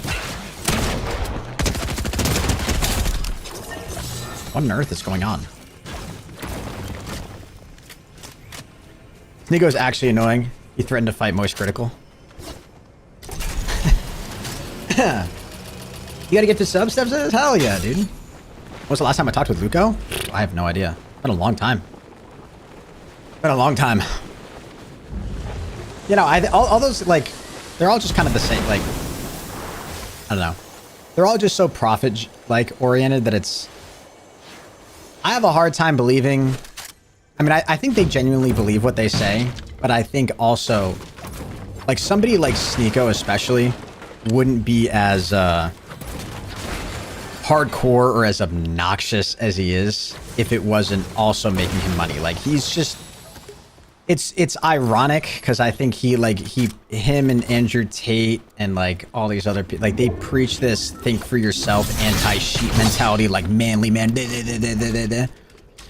but like at the same time, they make their money off of like dudes that just listen to them for their opinions on everything. You know, it's like slightly ironic. Yo, Brandon, what's up, man?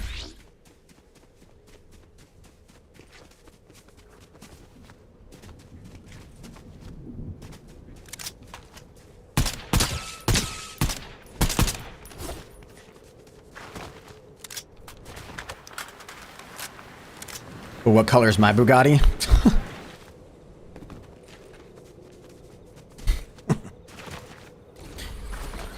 Your mom.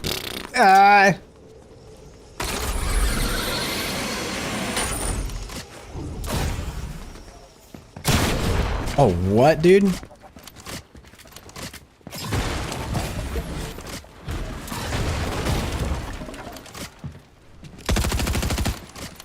Wait, dude, what?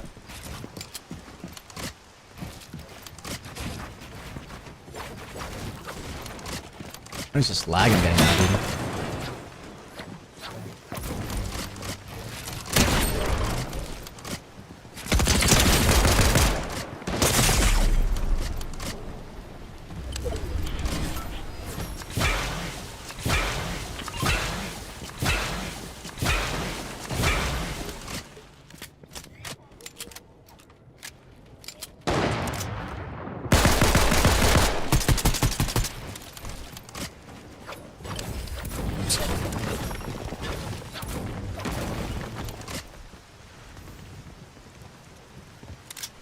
Where'd this guy just go?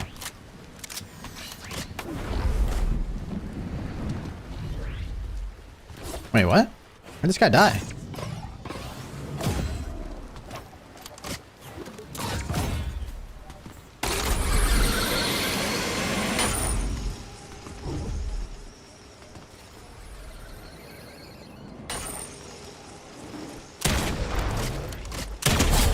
Oh my god. Nah, I don't think you want to fall down off that, dude. I didn't even think they could come up here. That's kind of sick.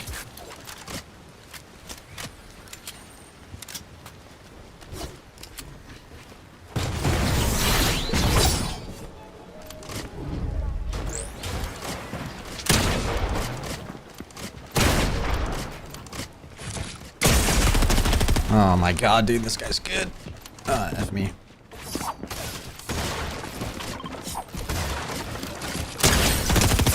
Ah, I almost had him, dude. Wow, 14 HP. That guy's good. Is he gonna emote on me, dude? Please, just don't. Just don't. You're gonna make me rage off. Just don't be a loser, okay? You're fine. You can keep playing Fortnite without emoting. He's got the scythe pickaxe too, dude.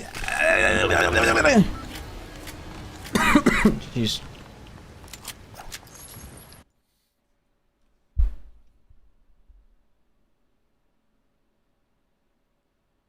The skin you're wearing, the anonymous you killed, was Fearlisha. Well, yeah, Fearlisha has the iconic skin. Right?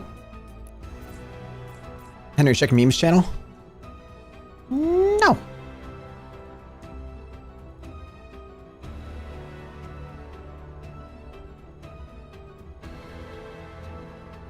Memes.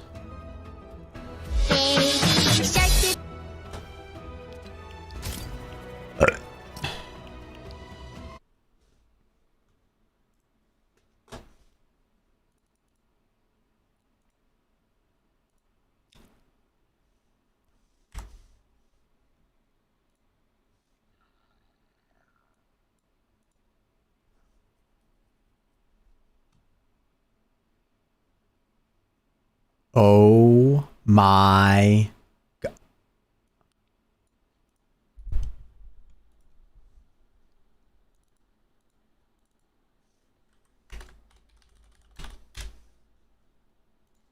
There we go. That makes more sense.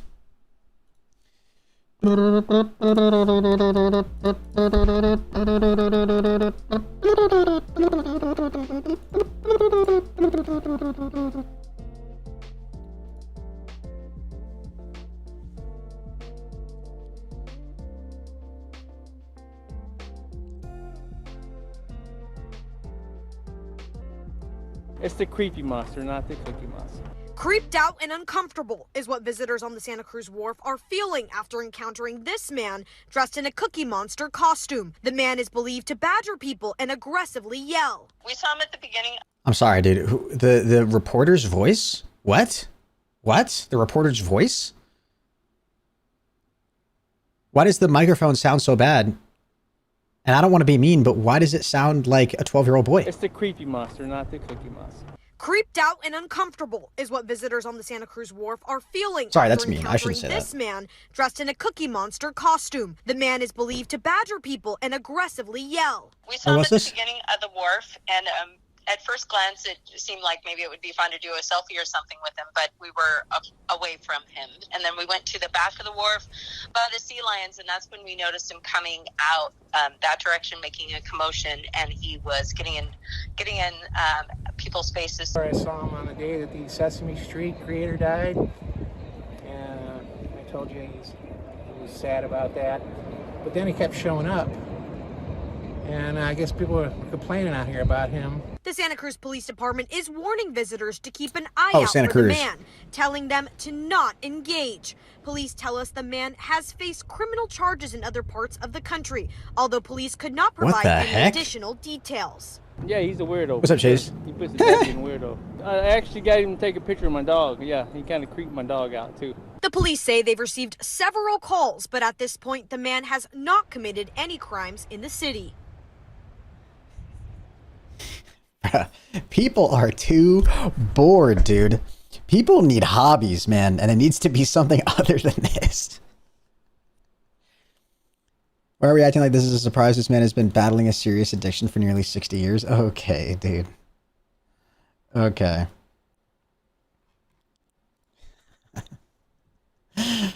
That's not funny.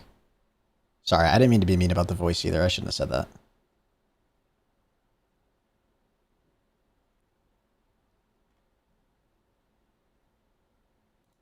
I'm trapping 25 TikTokers in a house, but it's not just any house. It's my brand new... Wait, I know this song. I'm trapping 25 TikTokers in a house, but it's not just... Hold on. Wait, chat, this is so annoying. This is the YouTuber in me. Hold on.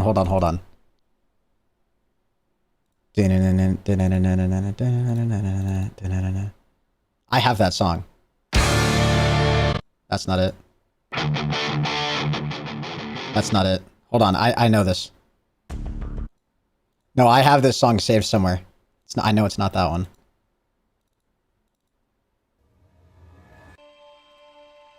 I know it's not that one. No.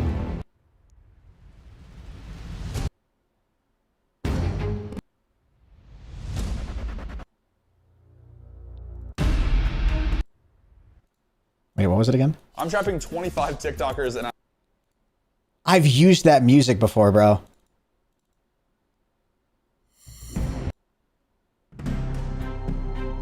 No. I don't know if I have it, actually.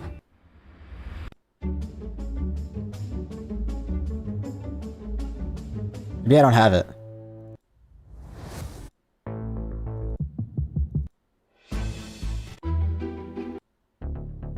Well, I know it's an Epidemic Sound song. That's the only reason I'm stopping. I know it's Epidemic Sounds. I'm trapping 25 TikTokers in a house, but it's not just any house. It's my brand new...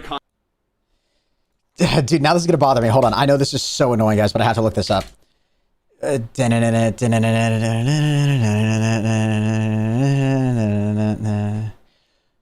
does that sound like? It's like a chasing... Hold on. We're gonna find it. So this is like a chasing suspense song.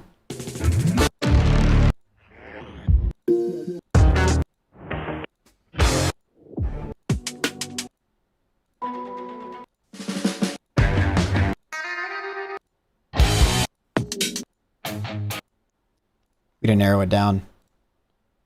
I'm trapping 25 TikTok... Oh, I know that song, dude. I've literally used it in videos. Maybe it's Chasing Suspense.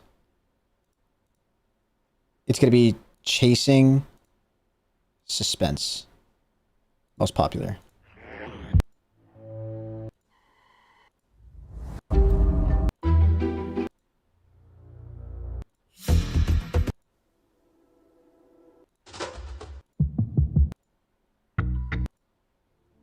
This is so boring for you guys, I know, I'm sorry.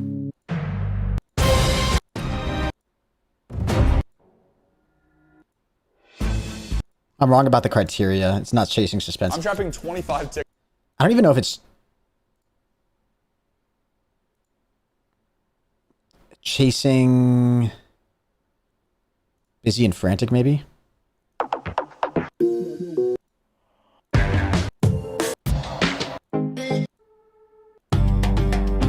No, the song cuts out.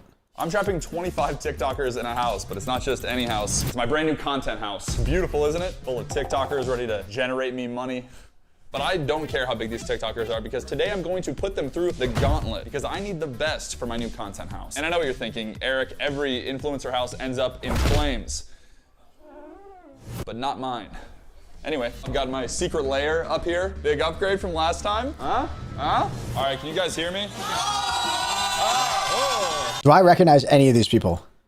Last time? All right, can you guys hear me?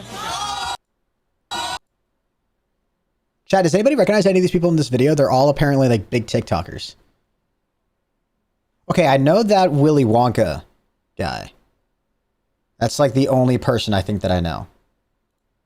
Isn't it? Full Dude, of that's TikTokers nuts, ready to man. Generate me money. Wait, I want to see But their I follower don't accounts above their heads again. Dude, I have no idea who that is. Content house. Beautiful, isn't it? Full of TikTokers ready to generate me money. But I don't. No idea who that care guy how is. No big idea these who that guy TikTokers is. No idea who that guy is. I know the Willy Wonka guy. That's it. Because today Oh, is that the Sean Does Magic guy? Wait, I have seen this guy. That's the guy who does the magic, right? Maybe I have seen that guy. Okay. Dude, isn't that wild that there's different like sectors of the internet that have like crazy amounts of followers? But like there's a chance you just never heard of them. And like we're talking tens of millions of followers. TikTokers are because today I'm going to put them through the gauntlet because I need the best for my new content house. And I know what you're thinking, Eric, every influencer house ends up in flames. But not mine. Anyway, I've got my secret lair up here. Big upgrade from last time. All right, can you guys hear me? By the end of today, one of you will be the first honorary member of my content house. You know what's crazy? You know what's crazy though? Is like, okay, I'm about to have a hot take and I really don't want to offend anybody, okay? I think most of you guys probably like agree with this or whatever, but 12 million, it's a little bit different now that like YouTube Shorts is a thing, but 12 million subscribers on YouTube is way cooler and way more of like a symbol of success as a content creator than 1 million followers or even 10 million followers on TikTok. 10 million followers on TikTok and 10 million subscribers on YouTube are not the same thing. They're just not the same thing at all. If you have 10 million followers on, like, there's content creators with like 1 million followers on TikTok. That is not the same as having 1 million subscribers on YouTube. It's a little bit different now that like YouTube Shorts is a thing and like you can grow a lot off of like YouTube Shorts and whatnot. But like, as ironic as it is, like, I think Eric is the most successful content creator in this video, even though there's people in here with over 20 million followers. Eric is the most successful content creator in this video. My content house. Can you hear me? No, those don't work anymore. I mean, you can also win $50,000, so. Why are they so excited about that? The money doesn't matter. It just feels like it's a little offensive, you know what I mean? I was like really excited about the content house thing. We want to be there for you, not the money. All right, here we go. First task, are you guys ready? Yes! When I say now, you each have 10 minutes to make the best TikTok you possibly can. You're gonna post it, and the 9 people with the lowest views in 1 hour will be cut from the content house. That's insane. You guys can collaborate, you guys can do whatever you want. Hey, henchmen, you guys can bring the equipment out for them. That's what they told me that you guys use. As you guys can see, my henchmen from the previous videos have gotten a few upgrades.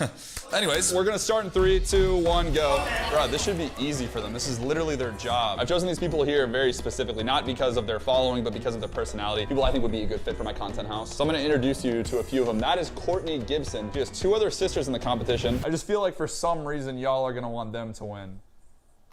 Jack Neal's here. I have no idea who they are. Indiana. My name is Indiana Osara, and I have a cool accent. Was the only reason I picked her. I thought it was cool. We got Toddy, Zach Jelks, Fibula, QCP. Everyone get the f out of my kitchen. My name's John Oh, I do know that. I know this guy. I know this guy. Luca Conte. This is the Italian pasta guy. Yeah. I know me as QCP, and I make cooking videos. That's the thing, dude. That's the thing about creators on TikTok that's different than creators on YouTube. I don't know why, but for some reason, you tend to remember creators' names on YouTube way more than TikTok. Like, you'll remember a face on TikTok, but you'll never remember what their name was. Whereas on YouTube, I feel like you remember their channel name. I talk like this. Today I'm about to make the best drink you've ever had. Yeah. Quiet on set! Sorry. Fucking influences all over this.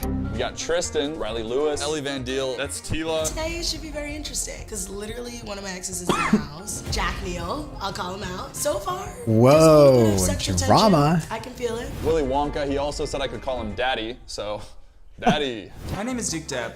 However, I'm also known as Daddy Wonka. Everyone else is so basic. Just an influencer, okay? When have you seen this? I'm modern day Hannah Montana. Tila's pregnant, and we're having a Wonka baby! I'm a crazy little nut. Come here, baby. John Does Magic's here. Aniela, Offense. Kevin, that's Shark Bay. Hi. Damn, the range in followers is kind of crazy. John Does Magic's here. Aniela, Offense. Oh, never mind. The 71K? Kevin, that's Shark Bay. Hi, my name's Kylie Coppershawn, and I do thirst traps as a OnlyFans creator. Helps bring in customers, you know? I hope to God her thirst trap. Gotta do what you gotta do. Views for this one. Max Norman is here. Violet, Jack Cook, Jet, Hayden. A lot of people. Damn, there was somebody there with, wait, how much did that guy have? Views for this one. Max Norman. Only 65K? Damn. Like, I'm just appreciating the range of the, like, we got somebody with 20 million followers and somebody with 65,000. Jack Cook, Jet, Hayden. A lot of people just begging people to like it. Help me win 50K. Help me win 50K. $50,000. I really need your help right now. Please watch this video. I'm literally shaking. I am competing for $50,000 right now. We got Markella, who's absolutely going for it right now. Oh my. Bro, oh my gosh! Hi, I'm Marco Washington, and I do dance content on TikTok. I feel like I deserve to win. Oh, he knows Charlie D'Amelio, dude? That's who that was, right? Dance content on TikTok. Yeah, that's Charlie D'Amelio. Dude, this guy's got to win. Is Charlie's? No, Charlie's not the most followed person anymore, right? Isn't it? It's some other person. It's that guy, Kababy Lame, or whatever that guy's name is. I like his content. He's funny. I feel like I deserve to win because I'm the most, talented here, in my opinion. And everybody has an opinion, just like we all have an asshole. All right, time's running out. Here we go. 5, 4, 3, 2, 1. All right, time is up, guys. Make sure you post your TikToks if you haven't already. Oh my God. How many are here again? 25? Henchmen, I need you guys to grab phones. What? Oh, I hope I get my phone back at some point. y'all know we're like addicted to these things, right? I've actually been working on some names for my content house. These are work in progress, so take it easy on me. The Lit Layer. This one's a little bit more self-aware. The Dumpster Fire. Welcome to Big Money Ranch. Yes, my trusty henchman. You want to reveal yourself? Beans. It's so intimidating down there, man. It's like high school, but all of them are attractive and can dance. Which is also the type of kids that bullied me in high school. So after giving the TikToks an hour to collect views, There's that song again. TikTokers spend some valuable time getting to know each other. Can we tell you a secret? We have both dated her. Yeah. This is the tea. I would drop both to win the money. Listen here, Barney. Listen here, you. Get out of my face. I don't fight men. I classify as shit. Let us out. Let us out. Henry, you should react to Ryan's latest video. Is that the one where he does the loneliest job? I already watched that. It's such a great video. It's so Finally, good. it's time for 9 of them to get cut. Gather around, gather around. Before we go into this next bit, I had some content house names to run by you guys and get your thoughts. Content house name, Big Money Ranch. I like it. Stop lying. How about something relatable? All right, we can decide later. No, I like Big Money Ranch. We can decide Big later. Money Here's how Ranch we're is gonna a do it. I'm funny gonna name. call out the 15 of you who got the most amount of views in the last hour. The influencer who got the most amount of views. Should be the most followers, right? Probably. I'm gonna keep stalling because I think it's funny. Oh my God, hurry up. Tell us. Jack Neal. Here's some facts about your favorite TikTokers that you wish you never knew. The person who pulled the second most amount of views was Mr. Wonka himself. Number 3, QCP. Indiana. Miss McCall. With those alligator tears, are you actually that invested in Big Money Ranch? They were fake. Are you kidding me? Number 10 is Mr. Markel. Holy shit. Riley Lewis. Sean Does Magic. Jet Ashford. Shark Bay. Yeah. The range and Trap followers, works. dude, Can't damn. deny the power, I guess. I appreciate all of your... What was her caption? Yeah. The Thirst Trap 50K, 25 TikTokers in one living room, 24 works. hours. You can't deny the power, Like and I guess. reshare. I appreciate all of your enthusiasm around Big Money Ranch. I know it's a big opportunity. $50,000, not that that matters. But I only have one spot left, and that goes to Jack Cook. Congratulations. Let's go, Jack Cook. Only I have one more thing. 87K. Jack Neal, can you come up here real quick? Since you're what seems to be potentially our most powerful influencer, I thought I would give you an opportunity here to pick one of these folks to move on with you. Interesting. We became friends, Jack. It's okay, man. I understand. Jack, who subscribed to you today? I hope they were nice to you. I don't know. Okay. I'm sorry, you guys. I love you, but these two are not OGs, so they gotta like rock, paper, scissors. Bro. Monty versus Kevin. My name is Tatiana. I'm a comedy and cooking creator. My name is Kevin Lang, and I Damn. steal in Beta Squad's content. Apparently they're gonna rock, paper, scissors for the Hell yeah, dude. I'm stealing Eric final content, spot in the bro. house. I want to take my siblings on a nice little vacation to Disney. That's what I would do with the prize money.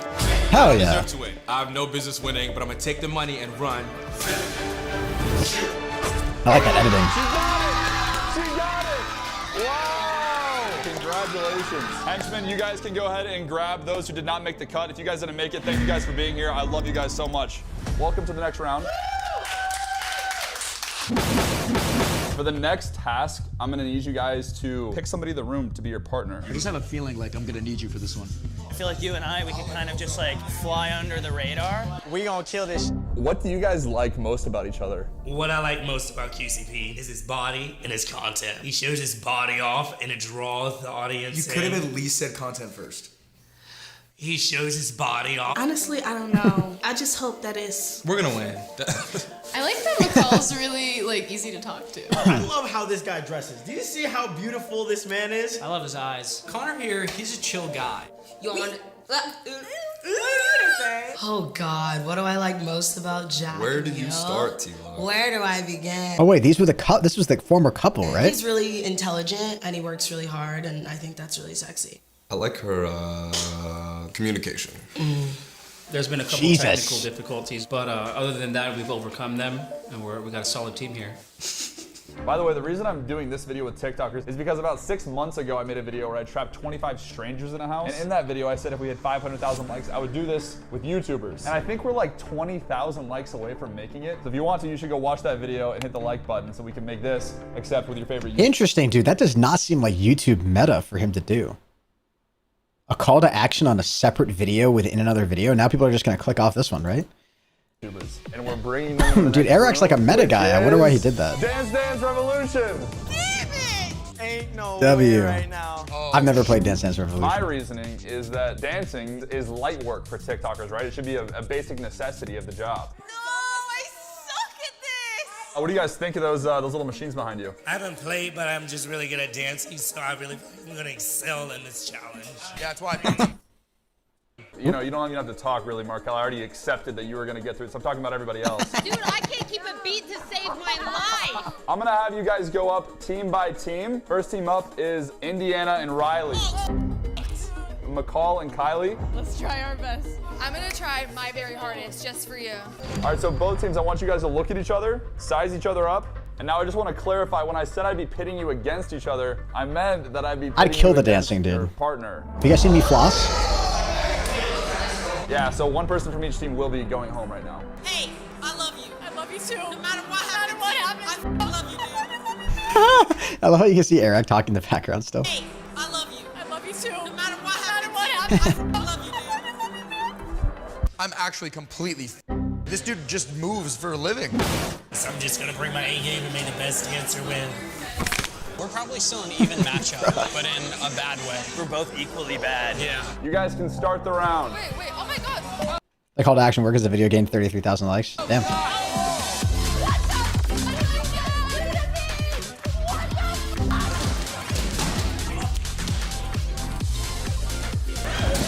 There's almost no point in watching Markel versus QCP. QCP stands no chance. What the is this? This is so fucking hard. Bro, they're going so hard. Bro, that'd be so difficult. I would suck at this. Wonka, chill. You gotta chill. Oh my god! Yes! Bye, losers! Holy shit. How is that even possible? Ow! Ow! Ow! I won! Yes! That real sucks. It was so close. You got it. You got it. Bring it in. You got it. Bring it in. Oh, they're going for it. Honestly, Markel does not look that good on this machine right now. Oh, I still did it. QCP Wait, he won? There's no way. QCP was the underdog and the dude actually made it out. There's no way. It's over. Did you beat Markel? Smoked him. My Italian boy! While they're doing that, I'm gonna get some steps in over here. I've got a little mini treadmill. You guys can probably see it through there. Sponsor piece. Ouch. I recently started a year-long bodybuilding competition with none other than my arch Mr. nemesis, Mr. Beast. Jimmy and I were on a phone call 6 months ago, I guess. We signed a legal document, a blood oath, if you will, that we would hold each other accountable to working out every single day, no matter what. I posted a progress picture on my Instagram. I'll put it on screen here. If you guys want to follow my workouts, the diet, and on that picture, just make sure you talk some insane trash to Jimmy. I want you guys to get so in Jimmy's head that he cries every time he enters a gym for the rest of his life. Mr. Beast might be the bigger YouTuber, but the Mafia is strong. And at the end of this, I'm gonna be the bigger YouTuber. Anyway, I wonder what's going on downstairs. There's a layup to go see what's going on in Big Money Ranch. Guys, how you doing? Good. Free promo, baby. Hey. So are you guys Big Money surprised Ranch. by the I'm glad that outcome of name's Dance sticking. Dance Revolution? Hello against Markel? I'm gonna be honest, I bet against you big time. We all did. I did too. You were the underdog, there's no doubt about it. But the thing is I completely smoked them. Wonka, I think we had to send that thing in for repair because I think it was like on fire after you got off of it. You saw the blowout. All right, what's next? I'm glad you asked, actually, yeah. Now for Big Money Ranch, I'm looking for the best influencers. And one of the things that's important is influencers who are responsible with their finances. How responsible? You better not check our bank accounts. I just bought a brand new car. So for this round, I want all of you to form a line based on who you guys think makes the most money from their social media. The strategy in this game should be to accurately get to the front of the line or to bluff your way to the front of the line. Is this for all social media platforms? Everything? Any money that you make on social media, this is for only social media money. This is high, this is low. What they don't realize is that the higher they get themselves in this lineup, the more voting power they'll have at the end to eliminate someone from the house. I feel like she's number one. You're gonna put me over? They're putting me here. Yeah, who are they gonna put number one? I don't know. I feel like I'm higher than you. But are you including your OF in your social media? Making money on social media is such a taboo topic. You can tell all of them are so uncomfortable. I'm gonna go through questions now. How many followers do you have on your biggest social media platform? 13 mil. 450K. 9 million. 5 million. He said 13 mil, but he was $1 million off. 6.3 million. 20 million. 300,000. 86,000. Do you guys want to reorder yourself based on that information? I just don't know. If you feel like you should go in the front, go in the front. I don't feel like I should go in the front. You feel like you should be above me? Maybe in front of Tati. Okay. Oh my God. Y'all swap. I feel like Y'all you swap. should No, say no, no. it. Y'all swap. Y'all swap. Y'all swap. Eric, this is uncomfortable. All right, I have another question. Raise your hand if you have an OnlyFans. That's all I'm saying. Q, pack it up. What? Why is he asking I that? think she's making bank. Why would he be asking that? This is like, I'm not joking. Like, I know how much money I make. And I know how much a lot of OnlyFans creators make. And I'm still rocking with them and a little bit more sometimes. Yeah. Bro, these conversations are so hard to listen to. You use Snapchat? Hell no. I think we switch. I feel like I should switch now. With who? Oh, I don't know about that. No, I don't know about that. All right. If you thought you made that much more, you would have been up there way sooner. Bro, it's getting cutthroat in there. Oh, Mr. Beast is calling me. Let me see what he says. Hey, I'm trying to get a bunch of TikTokers to order themselves based on who makes the most money. Oh, okay, let's go. They can lie, they can bluff if they want. I got a random call from a friend here. I've got Mr. Beast himself on the phone. How's it going? They're all screaming. Everyone settle down. Jimmy! No, but unironically, he hasn't told you yet, but the winner of this challenge gets 100 grand. What the fuck? Jimmy! Wait, are you serious? Wait, pause. Are you serious? Because I'm going to throw up. They're asking if you're serious, Jimmy. Yeah, I'm serious that Eric is gonna get All right. I'm hanging up on you. 70,000. No, you guys have 60 seconds to decide a final order and then it's done. If I were you, very honestly, I would push to get where you think you should be. Personally, when you look at the whole line, where do you think you should be? I don't know exactly what you're making. Well, I don't. This whole segment to me feels weird. So they can lie because he has no way of knowing How much? Eric has no way of knowing how much money they all actually make. So all of them should just be lying and getting to the front of the line because then they just have more voting power, but they don't know that. It's such a weird dynamic. Like they're trying to do it accurately, so that it's just going to end up being the person with the biggest ego is going to have the most voting. It's so weird. Nah, he makes. I don't know. So I think I maybe. I don't know about that. This is so dystopian. I hate it. I think you're behind Tati. I think you're behind Tati. Oh my gosh. I don't know. I'm still sussed out about us. All right, 10 seconds. I'm not getting above her. 9, 8, 7, 6, 5.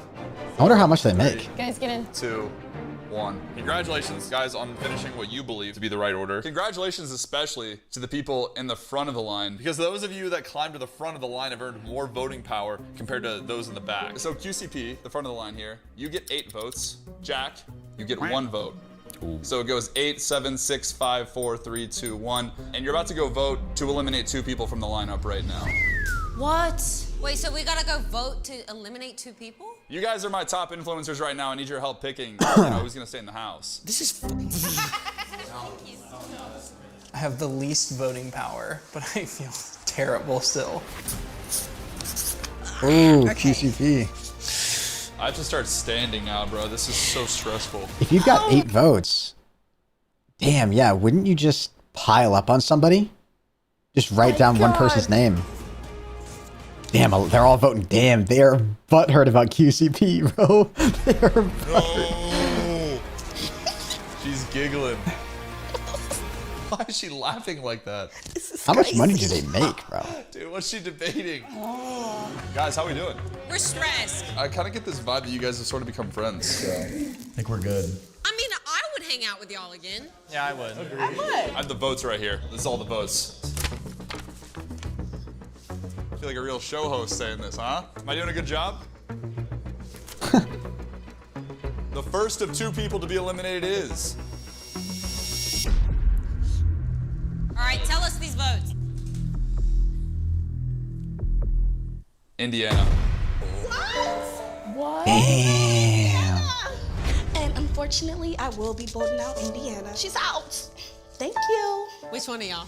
Oh my, bro, I'm like secondhand embarrassed. It's so hard to watch. Indiana. I'm going all in on Indiana. She's a threat. My fault. Bro, I didn't even vote for you. Bro, it's painful tension. Why do they all vote for her? Do they not like her?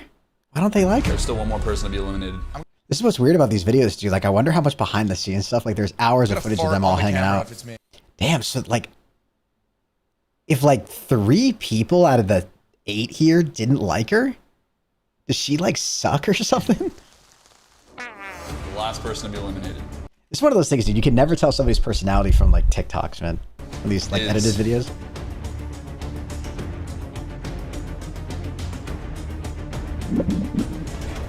QCP. Oh no! Oh, I thought he was gonna. The guy with the most voting power? What happened? What do you mean, what happened? They wanted me out of here! That dude had the most voting power out of anybody here and still got voted out. I voted for QCP 4 times because QCP is a monster. QCP. QCP. QCP. I like him, but I'm trying to win 50K. Whatever. All right, guys, Damn. let's move straight to the next task. And to do that, you can take a step right out of the door to your left. Oh my gosh! Yeah! Influencer boxing! Y'all couldn't put a tent over it at least? When I thought of this bit, it was supposed to be more like at sunset, the beautiful cliff sides of Malibu. However, rain in the middle of the night. I mean, it's hard to get more epic than this. It's like a movie. I'm worried about Jack Cook, dude. I want Kid Laroi to win, no shot. I'm nervous. Are you a fighter? Tati, on the other hand, claims to have a lot of experience. I throw hands. Yes, Tati. Sharkbait says she's nimble on her feet. I probably can't get good hits in, but I can move. Or something. I don't know what this is. I heard Jet in the green room specifically say he wanted to fight Wonka. I really want Wonka. The first fight is Wonka versus Jet. This is all done under the supervision of a safety professional, and at the end of each round, the person who loses will go home. Here we go, baby. 3, 2, 1, go ahead, fight. Oh my God! Bro, he's killing you! Get him, Jet! This is vicious. Oh, bro. Oh. Crazy headshot. He's gonna hit him with an everlasting gobstopper. Dude, if they liked each other before this, they do not like each other now. You can't give up. Whatever, I'm not gonna win. He's winning too, I'm pretty sure. Good job, Duke! Jet won! I actually really like Wonka. That's a giant bummer. Next fight. Oh wait, Wonka. Oh, I wasn't recognizing him because his outfit wasn't on. I am a very competitive person. I'm a lion. Like, I don't know if we're doing any athletic things, but I'm athletic, so yeah. Oh my gosh. Bro, this is dirty. Oh my gosh. Bro, Tati! Charman's getting, Oh, Kyle's getting shoot. clocked right now. Dude, she's smiling. She's laughing. They think this is funny, bro. Whoa, whoa, whoa. Oh! That's a knockdown. That's a knockdown. That's a knockdown. Oh, Tati's throwing her around, bro. You guys see the referee laughing, bro? Middle of the round. You should take advantage now. You better take advantage. Oh! Wait, I think she missed her. I think she just slipped. Bro, she taught her a lesson. The battle Damn, of the lion Jets, lost. the heavyweight champions division. Oh, man! Yeah! Yeah! That's Big Money Ranch! Big Money Ranch, baby, let's go! I absolutely have what it takes to win. I'm willing to go extremely far as I have to. I will do anything to win this competition, no matter what. I have never been so... Yeah! This is literally a pay-per-view event. All you guys have to do is pay by pressing the subscribe button. Oh my god, here we go. Oh my god! I think that was a nut shot, bro. I think it was. Dude, Jack's taking a beating out there. Jack's taking a beating. Come on, Jack! He's been so shy at this competition, and now he's turning the dog on. All right, baby, let's go! Oh my god, he got a knockdown. Get up, get up. Bro, they're so tired. They've been making TikToks all day. All right, it's over. Who won? Yeah! Bro. Was insane. Damn. I think Jack's in the bathroom, but we have our other two guests right here. Very proud of both of you guys. You did a phenomenal job. I'm upset that I got this far and I didn't win, right. but you know, it's okay. I feel like for us being in a little bit of an unfair match, like I feel like I held my own. All right, let's group hug. Thank you guys so much for being here. 3 people left in the Big Money Ranch, soon to be won. You see, I have a game so devious, so rotten to its core, that we might just find the perfect member of my content house. And to give away $50,000. It's just funny because I went into this like out already in my head. It's like just the final 3 people. I'm like, oh God, it's so real. 50K. That's an absurd amount of money. That would probably be the most amount of money I've ever seen in my bank account. I'm willing to go however far I have to go. I mean, I've got a pretty good drive of why I want to do this, so I'm gonna go as far as I need to. All right, let's bring him down. Oh Lord. I hate the look of this. This is definitely the most anxiety-inducing set of the whole day, without a doubt in my mind. This is way worse than boxing. All right, guys. Welcome to Splitter Steel. What is that? Exciting, right? Exciting. Exciting. Here's the rules. So there's 2 buttons in front of you. Red is steel, green is split. If all of you press split, then you'll all evenly split the $50,000. If one of you presses steel, then you get all of the money. But if more than one person presses steel, then everyone walks away with nothing. Oh, I think nice. it's an easy decision. Yeah. Yeah. I don't think any of us need 50K more than we need 16. I feel like Tati's gonna pull something. She's like, Yeah, dude. Wait, this is such a great dude. Wait, no, there has to have been tests like this done before, right? I feel like this is like a talking. She's acting a little off. This is great. I'm willing to go all the way to the end because I just feel like I'm gonna win. Like, I'm just so confident. Henchman, bring in the divider. So I'm gonna count down from 5. On go, you're gonna put your hand on your selected button. I'm putting my blind trust in both of you. Same. And everyone on the internet will hate you if you steal it. Nah, dude, one of them has to press red, right? I'd be pissed I'm if... gonna count down. 5, 4, Come on. 3, 2, 1, go.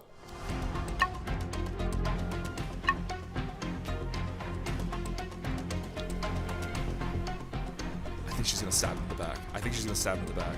I cannot believe this is happening. She's going red, then green, then red, then green.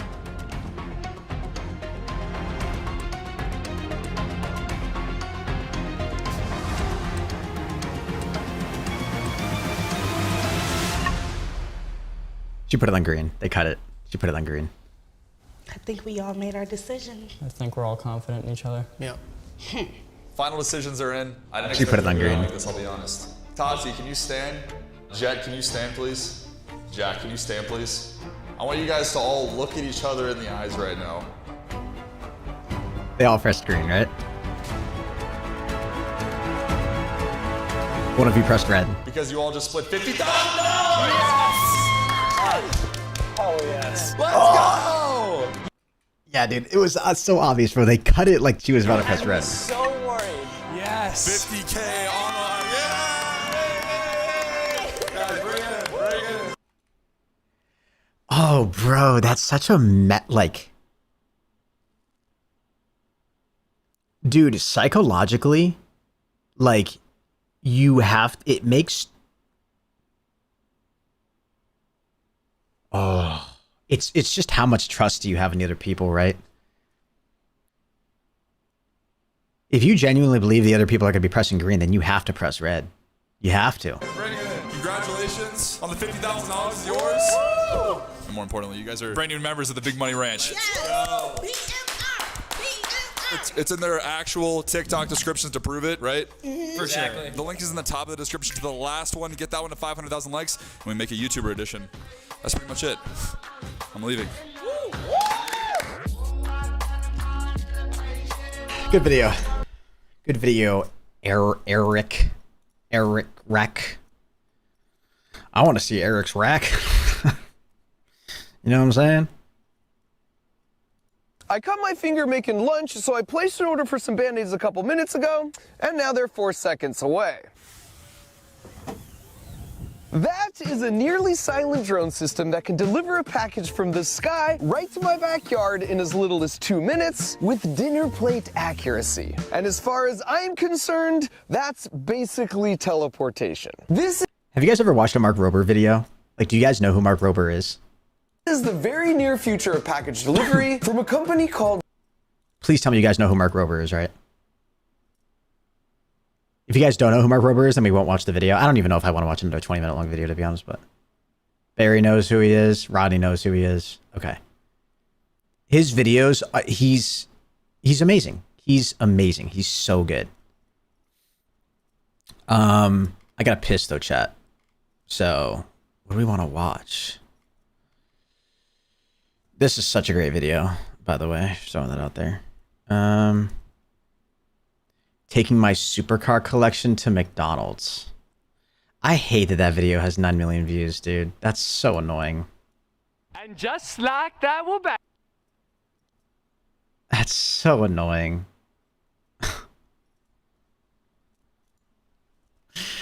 I hate that. Am I the only one that hates that? I'm sorry, but I hate that so much.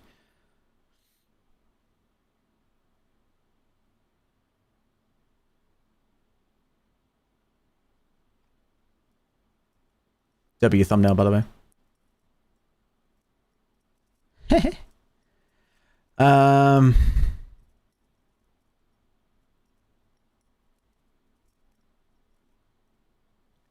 FaZe Clan corporate exposes FaZe Rain.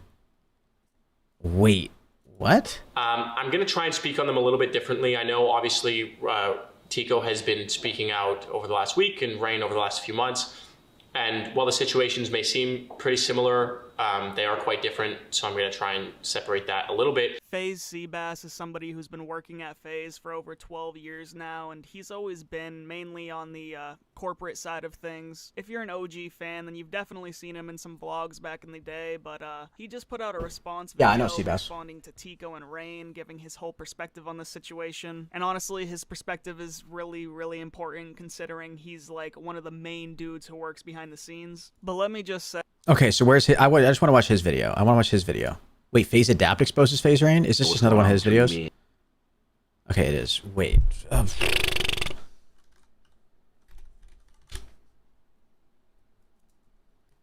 Hey, it's Sebastian of FaZe Seabass, and I know a lot of people on the internet right now want to know what's happening with FaZe Clan, or more importantly, what happened to FaZe. And as our longest tenured employee for over 12 years, I'd like to give some of my perspective on that to a conversation that isn't necessarily the best one to be had in public, but obviously is. And so if we're going to talk about it, I think people deserve to hear a little bit more behind the curtain. The unfortunate part of doing it this way is that even though I'm going to have to put the company hat on a little bit and try and speak in defense of FaZe, that may be seen as me positioning myself on the other side of what someone like Rain or Tico are fighting for, as if I'm against them. And I assure you that could not be further from the truth. I think the unfortunate part is people that want the same thing being positioned to be on different sides is effectively the easiest way I can explain this reality that we're in right now, which is unfortunate. People that want the same thing could not be further from the truth. I think the unfortunate part is people that want the same thing being positioned to be on different sides is effectively the easiest way I can explain this reality that we're in right now. I'm sure. Which is unfortunate for everybody. So I'm going to try and speak on them a little bit differently. I know obviously Tico has been speaking out over the last week and Rain over the last few months. And while the situations may seem pretty similar, they are quite different. So I'm going to try and separate that a little bit. Just for some context for anyone who doesn't know me, I'm sure some of our OGs have seen me in content back in the day. But when I joined FaZe over 12 years ago, I wasn't a content creator. I was here to work behind the scenes to help actually back then just manage the illcams. And over the last 12 years, I've seen pretty much everything that we've done. In fact, the first member I remember consulting on after I joined was recruiting Tico. And then a year later, I recruited Brain to FaZe Clan. So I've seen just about everything that not only these guys are dealing with, but really everything, all the good decisions and all the bad ones. So I think I have some good perspective on that to offer. So with Tico, the unfortunate reality that he's speaking up about is one that I don't think has been translated properly. So I'd like to get some things on the record, as I just did very clearly first. I 100% agree with him morally and ethically that he should have been compensated more for his historical contributions to FaZe Clan than he has been over the last 12 years. And I'm sure there are, conversations that I haven't been a part of where he's been disrespected or been put in the room with someone who doesn't understand, see, or appreciate his value, and he doesn't deserve that. And I know firsthand how much of the personal weight this last few years of trying to resolve these problems has bared down on him. I've dealt with a lot of the same things myself. I think we're actually dealing with closer situations than he even may realize. And I know how hard that is emotionally. And I'm with him. I'm with him 100%. And I want nothing but him to feel that his life's work has been rewarded and awarded accordingly. I don't know, dude. I don't know if you guys feel this too, but what's so uncomfortable about videos like this is this guy's really well spoken. He's super coherent and he's articulate. And it's so unfortunate because this is the first time I know the name FaZe Seabass. I know he's been in FaZe for a long time, and I know he's been part of the managerial side of FaZe for a long time. But something about him, the way he's talking right now, just feels very corporate. You know what I mean? It's just there's something. It's not really me. I'm not speaking on his character, but there's just something about the way he's speaking right now. It just doesn't feel like. You know what I'm saying? Does anybody, maybe I'm the only one who's feeling this, but it just feels very not genuine. It's I'm just going to go on camera and say the things that I know are going to help. And I know that's such a pessimistic, sucky way to look at it, because in that, he's basically going to dismiss everything that he's about to say. And maybe he is going to say some good things, but there's just something about the way he's talking right now that's just rubbing me the wrong way. That said, I do want to give some perspective as to how we even got here with him, and understanding that I do think we, speaking on behalf of FaZe Clan, have been able to give Tico a successful, viable career. I think that this is a guy who obviously was making YouTube videos about, Call of Duty trick shots, just like everybody else. And together with him, with his contributions, we've been able to bring him to America. We've been able to put a roof over his head for over 10 years, including the one he's living in right now that FaZe pays for. I think in the last maybe 5 years, we brought him probably over $1 million in brand deal related and FaZe participation compensation. And again, I think he deserves all of that. His contributions to FaZe he's one of the few people who can genuinely say, we wouldn't be here without me. There's a lot of people who can say that, but he is without a shadow of a doubt one of them. And as FaZe succeeds, he should. This is immediately just so weird. Doesn't that already go against what we heard from Tico's video? Doesn't that literally, like, wasn't Tico literally saying that he feel like he hasn't been fairly compensated? Like, he throws in those little sly things, right? Like, we brought him to America, right? We put a roof over his head, right? We paid for his, like, they paid for his housing, which, like, that is nice. And they brought him over $1 million in brand deals, he thinks. Say, we wouldn't be here without me. There's a lot of, and again, I think he deserves all of that related in FaZe participation compensation. And the fact he's made over this guy's claiming he's made over $1 million in FaZe related. What was the wording? Probably over $1 million in brand deal related and FaZe participation compensation. In brand deal related and FaZe participation compensation. And again, I think he deserves all of that. His contributions to FaZe he's one of the few people who can genuinely say, we wouldn't be here without me. There's a lot of people who can say that, but he is without a shadow of a doubt one of them. And as FaZe succeeds, he should have been awarded and compensated accordingly. I don't think he was. Maybe 6 or so years ago, after the success of the FaZe house in New York, and after this was starting to really become a worldwide recognized thing, there was a decision that was made to start turning the brand into a business. And that included, some of the OGs sitting aside with someone else who came into the picture, who obviously used to work here, that may have not had everybody's best intentions at heart. And it was split into a pie. And some people got something and some people didn't. Jacob is one of the people, myself, Rug, Adapt, many others, 50 to 100 others who contributed to FaZe in 6 years before that weren't part of that. And it's impossible to be put in that situation. Is this construction going to be a problem? I'm going to try to keep going. It's impossible to be put in that situation as someone like Jacob, especially over the next 6 years, as it turns into, at one point, a company worth $1 billion that his piece of is very small. And FaZe is worth $1 billion? There are people coming in as those older shares have continued to be diluted and making way for new investors that aren't contributing, not what he did, aren't contributing really anything. People who don't have our best intentions at heart, people who actually screwed us over, that are now getting more than he ever did. It's impossible to be put in that situation. And Tico lives in the Nuke Squad house. Swag said he helps pay for rent there.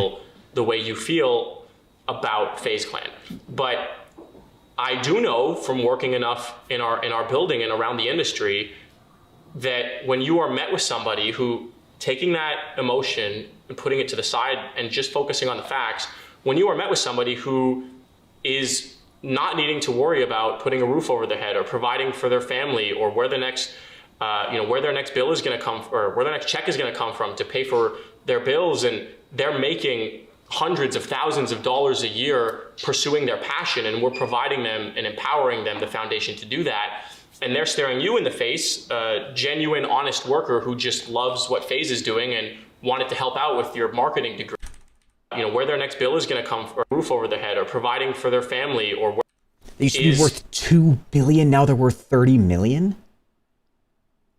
There's no way FaZe Clan was worth $2 billion?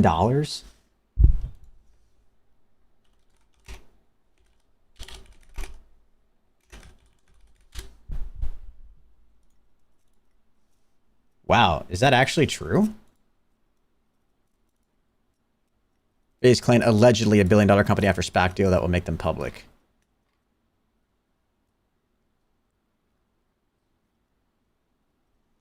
The deal between the two entities values both at a combined $1 billion. Okay. Well, that's not the same thing as FaZe Clan being worth $1 billion. I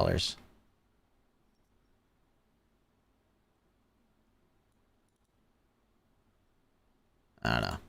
I don't know enough about this. Not needing to worry about from working enough in our build. I need to go piss, chat. I want to watch the rest of this video, but I just gotta pee really bad. I'll be right back.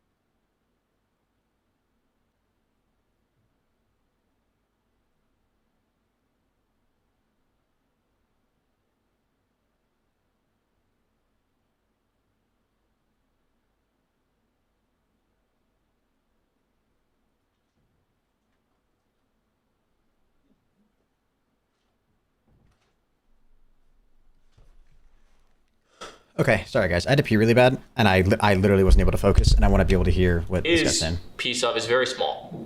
And there are people coming in as those older shares have continued to be diluted and making way for new investors that aren't contributing, not what he did, aren't contributing really anything. People who don't have our best intentions at heart, people who actually screwed us over, that are now getting more than he ever did. It's impossible to be put in that situation and not feel the way you feel about FaZe Clan.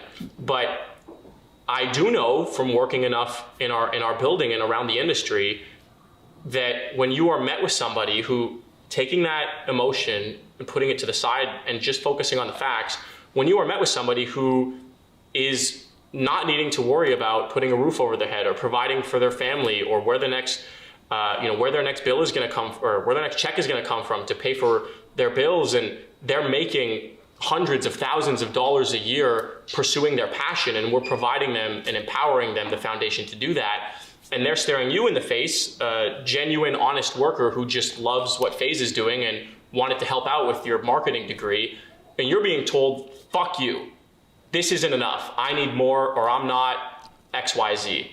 That's not a tenable situation for anybody. And unfortunately, there have been a lot of those microcosms. Damn, that's fucked. So basically what he just said, from what I understand, is, hey, Tico, you're already making enough to live off of, man. We don't owe you anymore.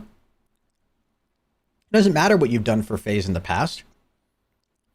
Do you understand that we're providing, like, again, this is like, Tico made it really clear in his video. This is why I'm still kind of siding with him. Tico made it really clear that he can stand on his own 2 feet, that he's built a brand and he's bigger than FaZe, right? Like not that he's bigger than FaZe, but like he can live outside of FaZe and still do very well for himself, right? Like he doesn't need FaZe in order to be a successful content creator. That's what Tico claims anyway. And I believe that to be true. And so when FaZe Clan comes around again and is like, hey man, we're already providing you with enough to, we don't owe you anymore. Like, what's great about the argument that Seabass is making here for like most normal average people that are going to watch this video is he's throwing in all these subtle remarks about how Tico's already making hundreds of thousands of dollars a year. And he's, you know, if not millions of dollars. And he's being given, you know, all this money in brand deal compensation every single year. Like, when he throws that stuff out there, that's going to make normal people go like, oh, what is he even complaining about? And he's still trying to like make that same argument. This is what I meant earlier when I was talking about like this is like slimy argument tactics. Is like when you get to the point when you're dealing with the amount of money that FaZe is dealing with, he thinks he should be owed more, and then he kind of just weirdly tried to make the argument that Tico isn't worth that. You know what I'm saying? Which, I mean, I don't know. I don't know the business side of it, but I can still think the situation's fucked. You know what I mean? And that's what he said at the beginning of the video. This whole video is going to be a shit sandwich. It's going to be him saying really nice things at the beginning of the video. Like, I agree with everything that Rain and Tico are saying. I mean, he's going to throw a lot of jargon in, and he's going to talk really business, and he's basically going to wear everybody down over the next 10 minutes and say a bunch of things that nobody's going to understand. And then at the end of the video, he's going to say, like, look, guys, at the end of the day, I'm really good friends with Tico, and we'll talk about this, and we'll figure out a resolution. And then the video is going to end. It's like, he's saying a whole lot of nothing. He's like talking a lot without saying a whole lot of anything. You know what I mean? With your marketing degree, and you're being told, fuck you. This isn't enough. I need more, or I'm not. Like, he's trying to make Tico out to be an asshole right now. XYZ. That's not a tenable situation for anybody. And also, Tico's argument in his video was partly that, hey, I think I should be owed more, but also, like, I haven't been able to... Tico seemed to imply in his video that he really hasn't even been able to communicate with higher-ups about what he thinks he should be owed. And unfortunately... Like, he seems like Tico gave off the impression that he's been brushed aside, that nobody's been even listening to him. There have been a lot of those microcosms playing out, you know, a road, there's a fork in the Z. That's not a tenable situation for anybody. And unfortunately, there have been a lot of those microcosms playing out, you know, a road, there's a fork in the road, and the wrong one is chosen for 6-10 years, right? That happens when you meet people online, you create a brand, you don't necessarily split it up in the right way, and there's other interests, and you give people the ability to come into your brand and make a business for themselves, and being jaded about that. Again, he's wording it like they gave Tico, like Tico being in FaZe is like, should be considered like still a privilege for him. Which, like, being in there for as long as he's been in FaZe for like 12 years. Like, dude, it's been a FaZe for, that's since 2011. And he's basically saying, like, look, sometimes, he basically just tried to make the argument, like, look, sometimes people get fucked, man. Sorry.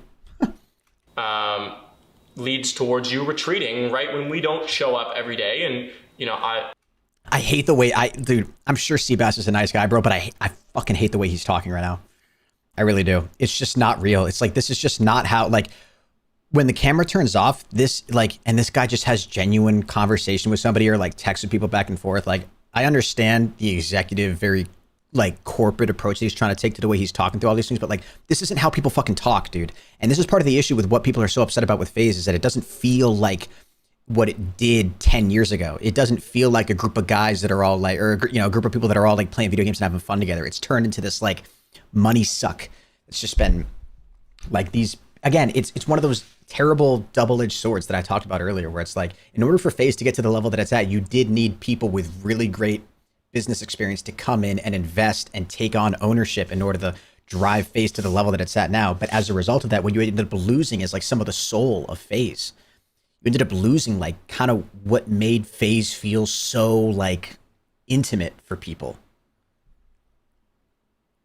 And now he's out here like, this is just like, you know, I just want to hear it, like, you know what I mean? You can tell in somebody's tone when it's just like, just drop this, dude. Drop this and just talk to me like we're just shooting the shit. You know what I mean? The first to say, while I do come to work for FaZe every day, that leads towards you retreating right when we don't show up every day. And, you know, what's he talking about? Other interests, and you give in the right way. And there's other interests, and you give people the ability to come into your brand and make a business for themselves, and being jaded about that leads towards you retreating right when we don't show up every day. And, you know, I'll be the first to say, while I do come to work for FaZe every day, I wouldn't necessarily say that all of our OGs have been that involved over the last few years. And when we retreat, it allows for other people to come in and make their own decisions. And unfortunately, that's almost always going to end you up in a position like this, where people who want the same thing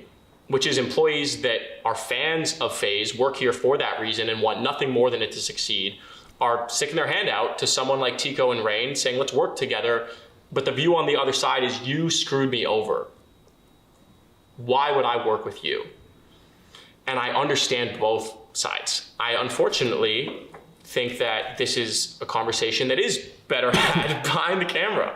And we've certainly tried over the last few years. Obviously, I can't speak to every room that they may have been in where it's possible somebody was being far more disrespectful and far more brazen than I would ever care to be about this. But I do know for a fact that I may not be able to speak for every single person who's ever worked here, but the majority of the people that I work with at FaZe are our biggest fans. And these are the people we're actually hurting right now. Listen, guys, I agree that what happened to Tico is messed up, but I'm sure there's a chance that he was talked to in a rude and inappropriate way behind closed doors. But again, that's not my fault.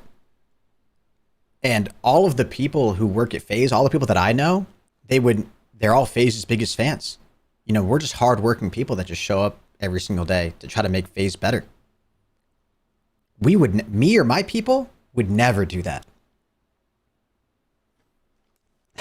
It's this convenient. Dude, what is his, hold on. What's his position at FaZe?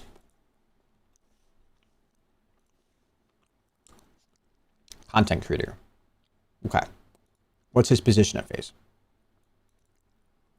What does he do? What does he do at FaZe? Ugh.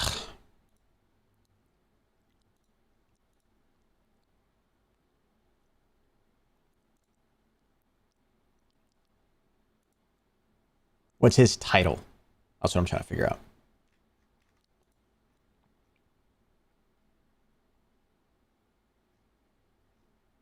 Because he's definitely not a content creator, and this is on FaZe's official website. Right now, by this playing out in, and I would ever care to be about this, but I do know for a fact that I may not be able to speak for every single person who's ever worked. And also, like, the fact that, like, him trying to make the argument that, like, this is, it's so, I honestly too hate when this shit kind of happens too, where it's like big shit goes down where like a content creator, he used to be a content creator back then. Yeah, I believe that when he joined in 2011, he used to be a content creator, but he's not now. And this is FaZe's official website. They haven't updated his status. There's a video embedded in here from 2 years ago. But like, for him to make the argument that it's like, look, hey, we really should have been able to keep this behind closed doors. This really sucks that, like, if it were up to me, guys, Tico shouldn't have said anything. It's messed up, man. It's like, I don't know. My gut's still telling me I believe Tico. I believe Tico.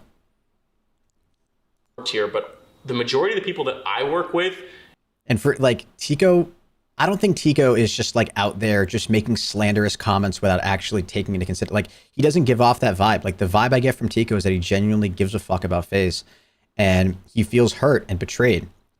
And regardless of like how much money he should be given, I don't know. I do think there is an element of truth to the fact that when you bring out outside investors that end up taking ownership of FaZe that aren't the OG members of FaZe, and some people get squeezed out, I do understand the reality of that happening, and that does suck, but it doesn't mean it's right. And I think when it comes to FaZe, it's not a traditional business in the sense that it's much more like publicly facing, you know what I mean? Like, their reputation to the public matters so much more than like fucking Coca-Cola, you know what I mean? Like, people are invested in the members of FaZe, you know? Like, their reputation and their public image matters a lot more. at FaZe are our biggest than like fans. a traditional business. And these are the people we're actually hurting right now by this playing out in public. The people that really care. The fans that are sitting at home that saw that we created a career out of our passion and are now able to do that without the thought of the weight of the world and the real world. We're living here on this slice of the internet those people who have that dream, who want to do the same thing that we did, they're seeing us fight. They're seeing everybody just throw their shots at FaZe. Not the good actors, not the bad actors, but just all lumping it together. And I think that is more of my issue with, to separate it now to more with Norton. And that's been more of the issue with obviously trying to deal with him over the last few years is, I mean, look, if you ever watched the FaZe Rain video, you know the guy's passionate. And I wouldn't necessarily say that working relationship from his side has been approached with the spirit of, respect. That's so fucked, dude, that you just used that argument. I hate that. I hate that he just used that argument. Guys, the real people who are hurt here are like what? The brave men and women who work behind the scenes at FaZe Clan, or the people who are fans of FaZe, who look up to FaZe, who are now just seeing the organization going through a bit of a rough patch. Those are the people who are really hurt, and this is why we should have kept it behind closed doors. Yeah, dude, it sounds like Tico tried to resolve this behind closed doors for a long time. That's the impression that he gave, and it sounds like nobody listened to him. And so he finally went and made a video that got 2 million views, and it stirred some shit up, and now you're doing damage control because nobody took him seriously. And now you're trying to pretend that you wish he had kept it behind closed doors, even though it sounds like you had multiple opportunities to do that. I don't know, man. That's fucked, bro. He's painting this narrative again with these sly little comments that just come through as like, it's this corporate talk, dude. It's what he's been trained on. It's what he knows. And it's fucked, dude. video, you know the guy's passionate. And I wouldn't necessarily say that working relationship from his side has been approached with the spirit of respect and common decency. But I also don't blame him because he's been really, really fucked over by a lot of people.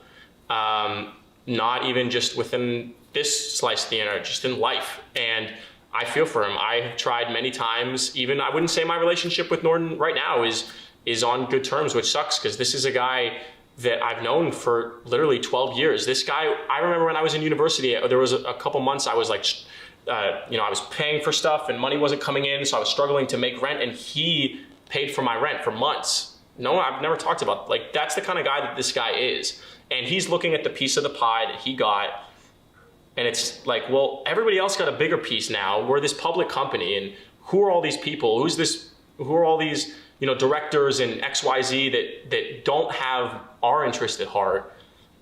But if that's the way, I promise you, Norton, if that's the way we approach the conversation with those people, this is where we end up. We have to work every day at fighting that off. We can't just build a brand that people like and sit back and allow it to rake in the money for us. And if we honestly want to be able to provide this opportunity to decades of newer generations of people, instead of just being happy with what we've done for 12 years, then we have to show up and we have to be accountable, and we have to understand that a lot of these decisions we've made bear some fault to us too, and bury that hatchet and stick our hands out, shake hands, and work together. Work with the other guys who really aren't who've been burned too much that they're not even necessarily entering this conversation right now. I hate the fact that I have to, because I'm on their side. I come to work every day fighting against the realities that are bearing them down. And by me making this video, it's almost going to seem as if I'm not with them when I am. But I have worked here long enough to know that the people who work here need direction, need guidance, need the OGs, like those who are speaking out and those who aren't, to show up and to work with them and to give them direction and guidance and spirit and understanding that the compensation we're receiving isn't as big as it should be, but is still enough to tell the world, who right now isn't that interested in esports, as we're seeing people shut down orgs, fire people, lay people off, drop their teams. We can't present a narrative to them that, regardless of who's got what slice, if we're telling them this isn't enough and this is enough for us to make it work in esports, they're not interested. And this thing that we have here won't continue to the next generation. And that's what I want. That's what I care about. So to anybody out there in the public who can at least understand that, I appreciate you and thank you for hearing me out. Even those who've been speaking on it, like I know Nade was talking about this on his stream the other day, and I don't think any of that was meant to be negative. This is a guy who understands the scope. And when FaZe wins, the industry wins, and vice versa. You know, big business doesn't want us to have what we deserve. They want us to have nothing. And the fight is one that happens every day with us showing up and being accountable for it. So hopefully we can all find a way to work together. I think when we talk about wanting to work together, that's really what the spirit of that is understanding that, you know, good things come to obviously those who are willing to participate in that conversation. I know that conversation is playing out in public right now, which sucks. It hurts not the bad actors. It doesn't hurt the people who fucked us over. They don't care about us either way. It hurts people that are watching this that have a dream like we did and were able to turn it into something sustainable and thought that they might be able to do it too. And if they're I don't know, dude. I'm going back and forth. It's like, is it really right to be giving as much shit to this guy as I've been saying throughout the whole video? Like, is he really as high up as I'm like painting him out to be? That's why I wanted to try to figure out what his position is at FaZe, but I just don't know. It's just their source of inspiration is now attacking each other instead of working together to address the problem. Nobody's gonna win, and I don't know, dude. For him to say that though, that just sucks. It just really doesn't rub me the right way. Like when he's saying like, hey, dude, this really should have been kept behind closed doors and we shouldn't be saying these things out in public. It's like, yeah, dude, this is the point I've made throughout the whole video. Yeah, dude, it sounds like these people tried to have a conversation privately behind closed doors. And right about now, I feel more inclined to believe them than you. this won't be around as long as we all thought it was going to be, and that isn't something that I'm ever willing to accept. So it means throwing my hat into this public ring when I don't ever. It means even extending a branch not only to these guys, but to really anybody in our industry who would like to talk to me more about it. I'm happy to do so. This is a matter of gravity that frankly needs more discussion, even if it means being the one to stick my neck out there. And trust me, I've been fucked over by this game a lot more times than I care to admit. But if we care about making sure that it doesn't happen to anybody else, then we got to show up and be part of that too. So that's the spirit that I'm approaching this with. I hope I haven't offended, obviously, Jacob or Norden, guys I care about deeply. And you know, oh, Tico's name is Jacob. Okay, I didn't know I'd that. love nothing more than us to be able to all work this out. So getting emotional. I'm going to end this video there. Sorry it's taken so long to speak up on this. I actually was on vacation the last 10 days, not the best timing. But you know, if anyone has any other questions, you know where to find me. Thanks. Whatever, me, Tommy Banks, and Apex. Okay, I want to read the comments. You were here since the beginning, but only communicate when to the fans when it's needed. The transparency has been the problem, and it's making fans go against members. We enjoyed the authenticity, but after selling it to suits, most of us can't grasp the real meaning behind FaZe anymore. There isn't a meaning behind it like what we grew up with. You were great managing the clan prior to 2017. Rain and Tico speaking out isn't hurting the fans. It's the business side of things, which makes up everything in the last, which makes everything in the last 6+ years make sense. Being hidden from the truth, from that truth, is what hurt the fans for so long because we had no idea why things had changed so much with FaZe. It's comparable to the music industry when people sell out and choose the easy road and the money over remaining independent and in full control. It may take longer, and when being independent, but there's many things that still could have happened for FaZe as an independent company. Things may not have been as big on the business scale in some areas, but they arguably would have been bigger on a community scale, and that's what FaZe has always been. It's strange that whilst you are maintaining a position that makes sense, it sounds like you're shushing the flame, and when it's low enough to where it can be ignored, you can go back to whatever what's going on. For the benefit of esports and being transparent with what progress needs to be made and being involved in talking about the position of creators both in private and in public, will create an overall more sustainable although maybe less profitable business model. Creators need to be involved and companies need to act in the benefit of the workers that actually create the value for the company. FaZe just seemed like instead of addressing its growth issues and growth pains, just having continued to bloat itself with short-term profit margins, which are now no longer generating the same kind of revenue. This is ridiculous. The roof over their head argument makes no sense. The FaZe house was an investment to make content together. It wasn't a gift. Many companies pay their employees rent or for their relocation expenses if they deem someone to be an extremely valuable part to, Putting a roof over their head is one of the worst arguments a company could ever try. Yeah. Dude, this is what I'm talking about, man. This like sly corporate talk, I hate it, man. This isn't what this industry needs more of, dude. I hate it. We don't need more people that start and you know what sucks, dude? I find myself fighting it when I record videos because I've done it for so long. And part of it is too, like when I record an intro, I'll know what I want to say, and it's hard to make something come out. If you know what you're going to say, you're reading from something that you already have in your head. It's hard to make it come out sounding authentic and genuine. That's you've got to do more of these. Like, we can just feel that you aren't giving us real shit, dude. This is like the way like politicians talk or like corporate talks. Just talk to me like a real fucking person, dude. Like he's like Seabass is obviously smart and a well-spoken guy, and I think his heart's in the right place, but it sucks that he's I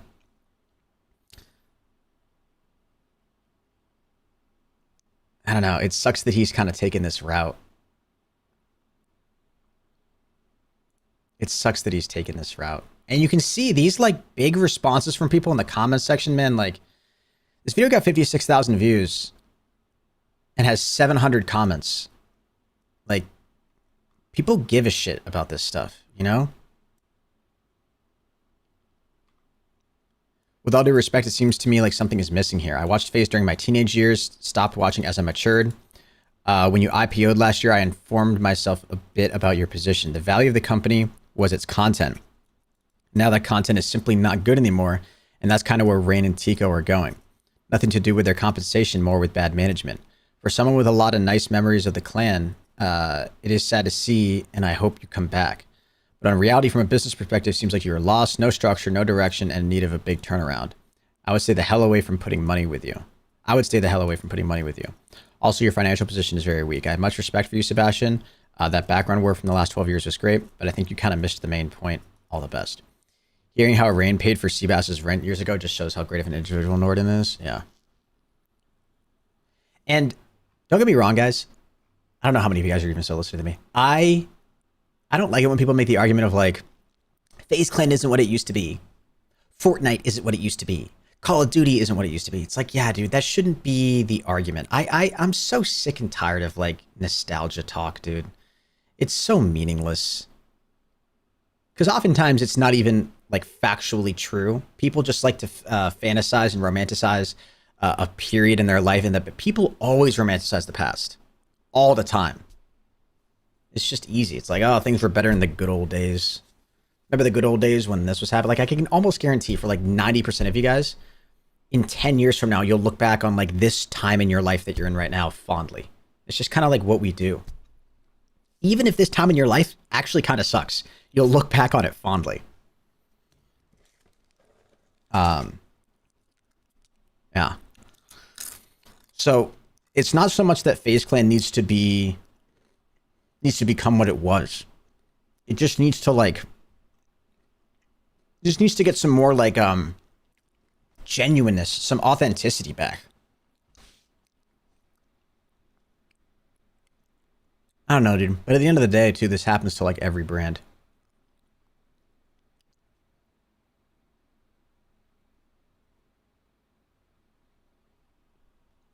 This happens to every brand. Are there any videos of like Rain or Tico reacting to this video? I doubt Tico's uploaded since, yeah. Did anybody shit on him for how clickbait this video was, by the way?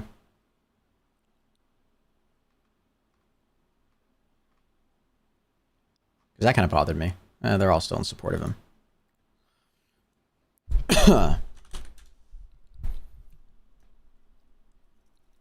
Why I stopped talking to FaZe Adapt? Whoa. Today I want to talk about the Adapt situation and Brug, because sometimes Brug gets his name thrown into this even though he shouldn't. But people, you know, I'm going to go on and talk about that more, but just know that me and Brug have always been cool. We never had a falling out. I love bro. And even though they shouldn't be attacking Alex either, even if me and him had a disagreement, doesn't mean you have to go and attack him. But this is what I want to talk about. So I did a podcast a few months ago. I filmed them early in January. They didn't end up dropping till about a month ago, I think, maybe even less. And it was with Bradley Martin was one, and then one was with the Toes. On the old phase, everything that happened there, and then the new phase. And in that, you know, interview, I was talking about Alex and I was calling him like a rat, a snake, this, that, and I was really mad. And I want this public. I'll never speak to Adapt again. I'll never be friends with him. I'll never talk to him. He's the biggest rat. So one, I want to say that was filmed a long time ago. And honestly, I'm just going to be honest though, my feelings didn't really change on it up until about a week ago. So I still felt the same way throughout the whole time because we never had that conversation. I never got to hear his side. He never got to fully hear my side. So we weren't able to understand each other's point of views and perspectives. I'm an intention-based person, right? So just because you do something doesn't mean you automatically meant something. Some things, yeah, but like generally, no.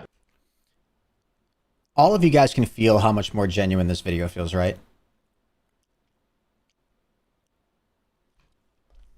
Immediately, we're 59 seconds in, and you can already feel how much more authentic Rain is in this video than Seabass was, right? This feels way nicer than what we just spent the last 14 minutes watching. Right? So I'm a pretty rational, understanding person as long as you tell me why you did what you did. Then I can actually make sense of it. I was talking to Alex with the whole corporate thing, and of course he you can tell by his tone, his facial expressions, everything.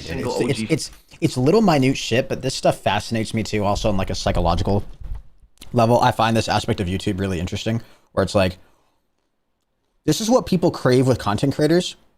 And this right here is what I feel like we're kind of lacking with the Mr. Beastification of YouTube. It's this. FaZe member, just anybody who loves. And I don't think, that's not for me, that doesn't mean that I think the Mr. Beastification of YouTube is a bad thing.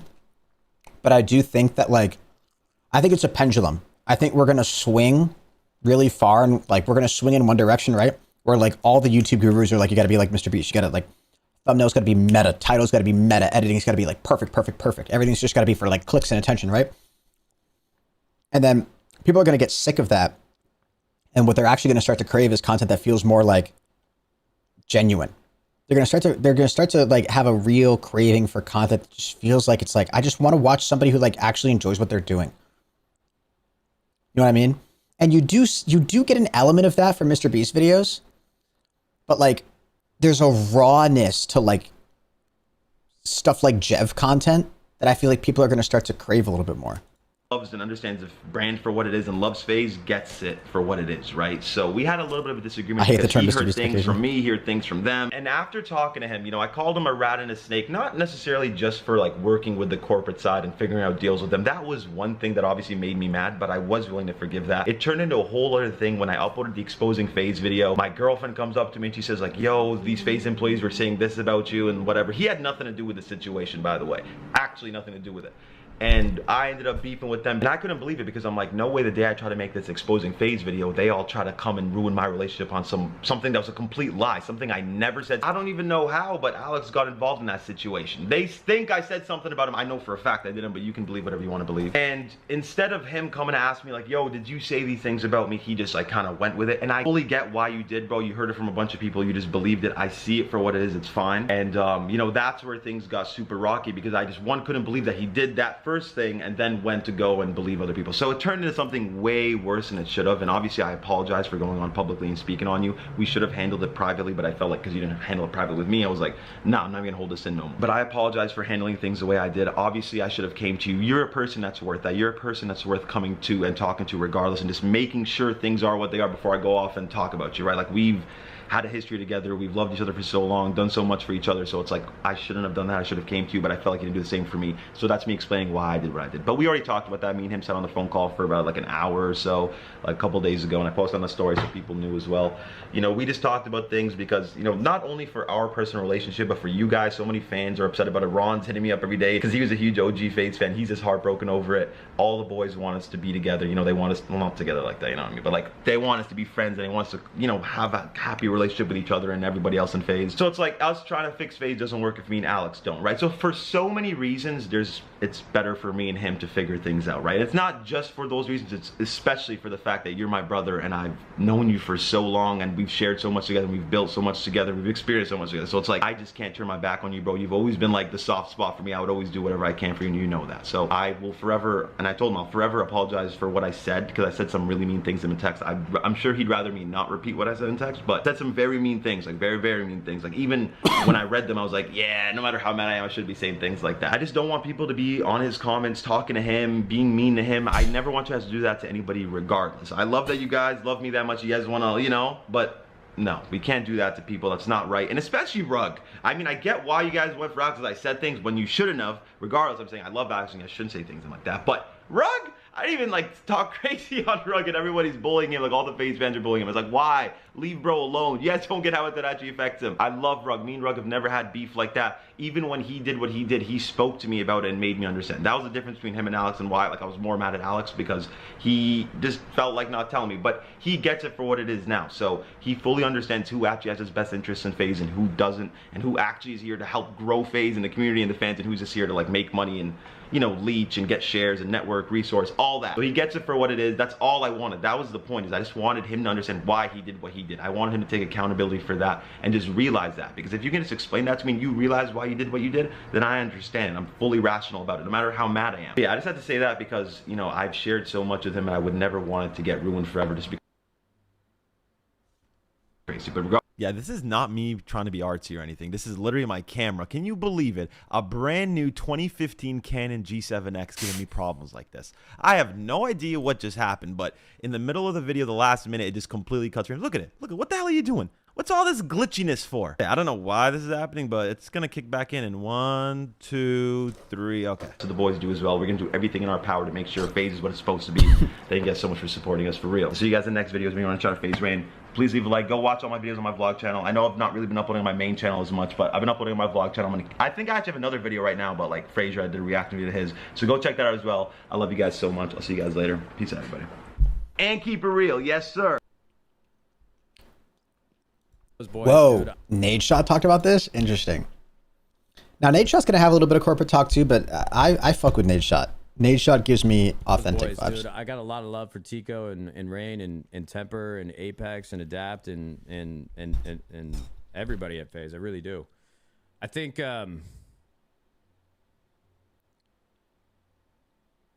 there's two sides of that coin, or two sides of that story.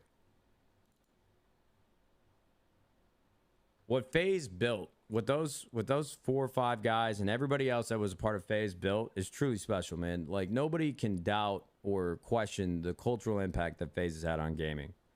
One of the biggest teams, if not the biggest team, in terms of overall, I'd say the biggest team, brand recognition in the entire world. And you want to poke holes in that all day, fine. But you know, from my generation, you know, FaZe and Optic, not including like the TSMs and the Team Liquids and the Fanatics and the G2, all that.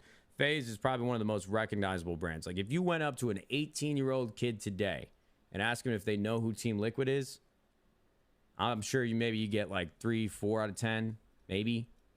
But if you go to an 18-year-old kid and ask him, do you know what FaZe is? More times than not, I would think like 7, 8, 9 out of 10 are probably going to know what that is. Yeah, I agree with that. So, you know, that logic might not be perfect, but that's my perception of it. It really depends on where you're asking, who you're asking. But overall, North America, I think more people are going to know what FaZe is in comparison to any other team. So they've done an incredible job building up that business. But the problem is when you build something really strong and really exciting and it's really moving and shifting and shaking an industry, people are going to want to come in and they're going to want to be a part of it. And, you know, FaZe as a business, as they scaled, they needed money to pay for. Did my chat just like straight up stop refreshing?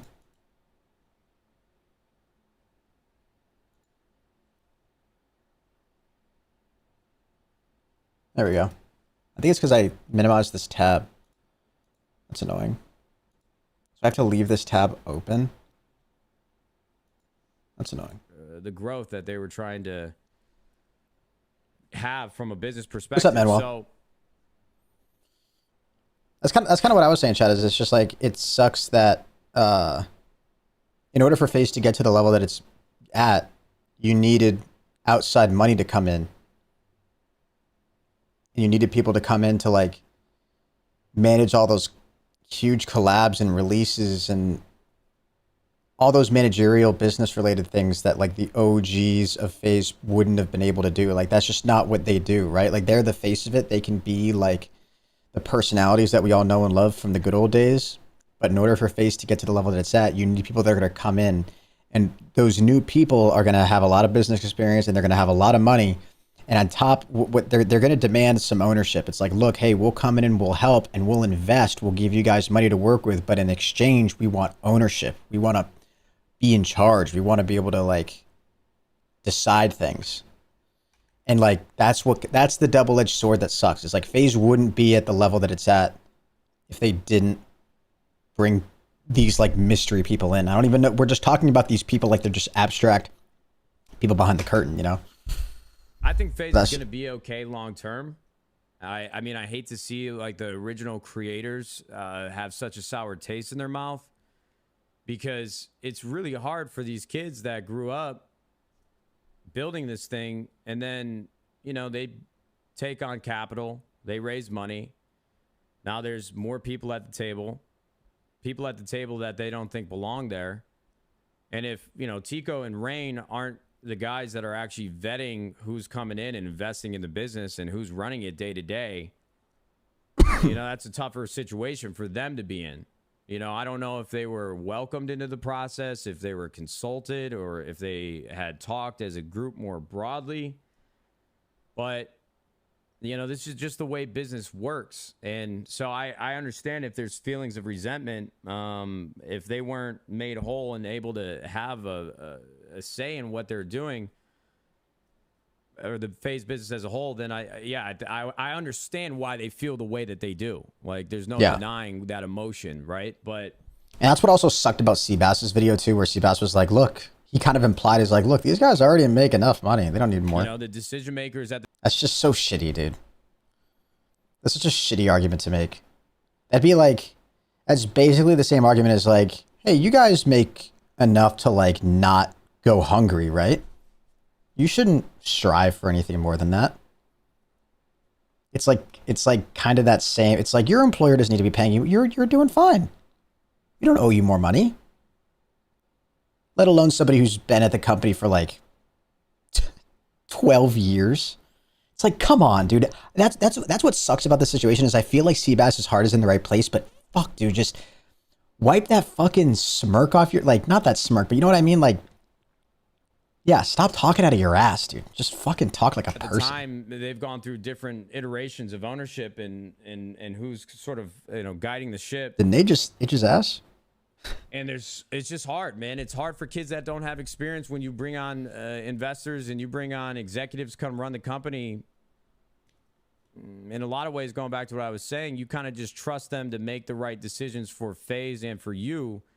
But that's not always going to be the case, man, because sometimes what you're chasing after FaZe as a brand does not align with what the investors and the people that are now putting their own skin in the game need to go to do to make money.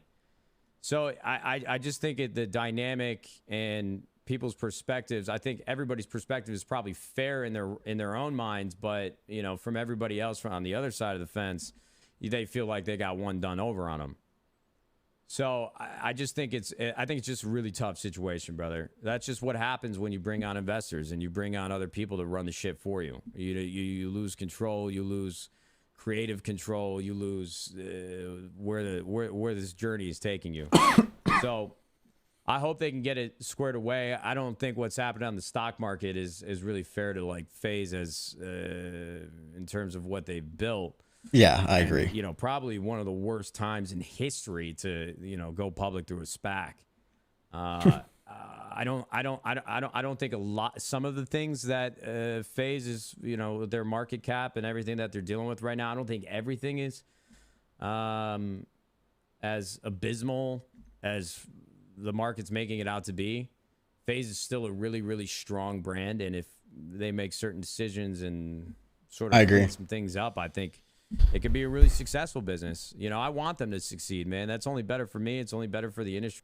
Yeah, that's another good point too, that I feel like a lot of people, like when I was watching, this is one of the, like I did like Ludwig's take on the whole thing, but I felt like it is a little annoying when you get people that are too excited to like jump on the whole, like, yeah, fuck FaZe. Like, look, you know, FaZe isn't, you know, phasing the fuck up anymore with their like low stock value. And it's like, we all want the same thing here, man. It's like, we don't want to see FaZe completely fail.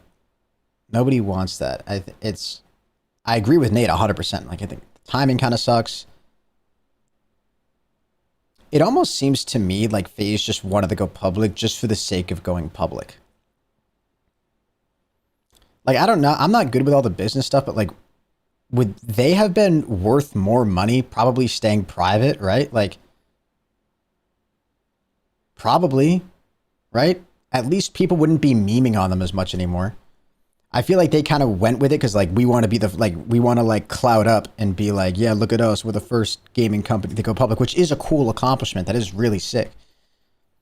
So like I feel like they almost got what they wanted out of it, and now it's just like, now you're a publicly traded company. I don't know. Tree as a whole. FaZe fell off after the FaZe Jarvis and his brother scam. Then NRG started to grow.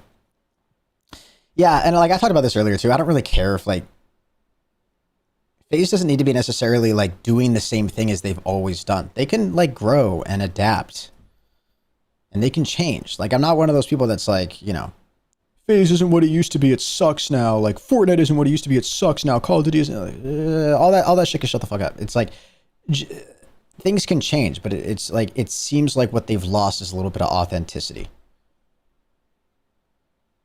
But again, that's just the double-edged sword thing of bringing in new people. That's the other thing I don't like about esports is like everybody likes to poke fun and, you know, like preying on people's downfall. They might not be preying on their downfall, but, you know, everybody's like foaming at the mouth when they see how poorly FaZe is performing on the market. And it's either like one of two things, like all the smart people in esports are like, I fucking told you so. And then the journalists are like foaming at the mouth because, you know, they know how many clicks they're going to get with how bad of a situation it is. But yeah, exactly. Let me tell you this, and let me be abundantly clear. FaZe is the lack of success on the market. And, you know, you could say that was their own doing and they fucked us by jumping in and giving that a shot. Their lack of success on the market is a terrible thing for the esports industry as a whole, man. 100%. People look at that, outside investors or people that want to be a part of gaming and they want to invest in it, they won't touch it with a 100-foot pole, seeing what's happened. And I think the savvy investors that know that that's just like a very unique situation, they'll still be involved. But it's always just going to make the introduction and the conversation around money tougher for anybody that isn't a part of gaming now and wants to be a part of it in the future. So I just, you know, it's hard for you to talk about these things because everybody wants to be competitive with each other. I was certainly in the early days of 100 Thieves, like I wanted to beat everybody in business and on stage. And I didn't want anybody out taking food off my plate. Somebody picked up a partner or sponsor that I really want to work with, I'm fucking pissed. But at the end of the day, you know, the tides raise all ships. And I don't know if it's because I became more mature or I don't know if it's because there's a little bit of pessimism around esports, but I really do. And for the last year and a half, 2 years, I want everybody to win, man. There's enough room for everybody to eat, but we got to help each other out. And there's no way for us to control the community and their sentiments around these teams and the dynamic between the teams and the players and the creators and the business that they're running. You know, everybody just likes to poke fun and say, oh, I would have done so much better, or you guys made some really stupid decisions, or how can these executives, these old fucking people, you know, they don't know what they're fucking doing. You know, I saw a lot of employees or former employees and people that are very young in their careers acting like they got all the answers. And I've seen both sides of the fence now. This shit is not easy.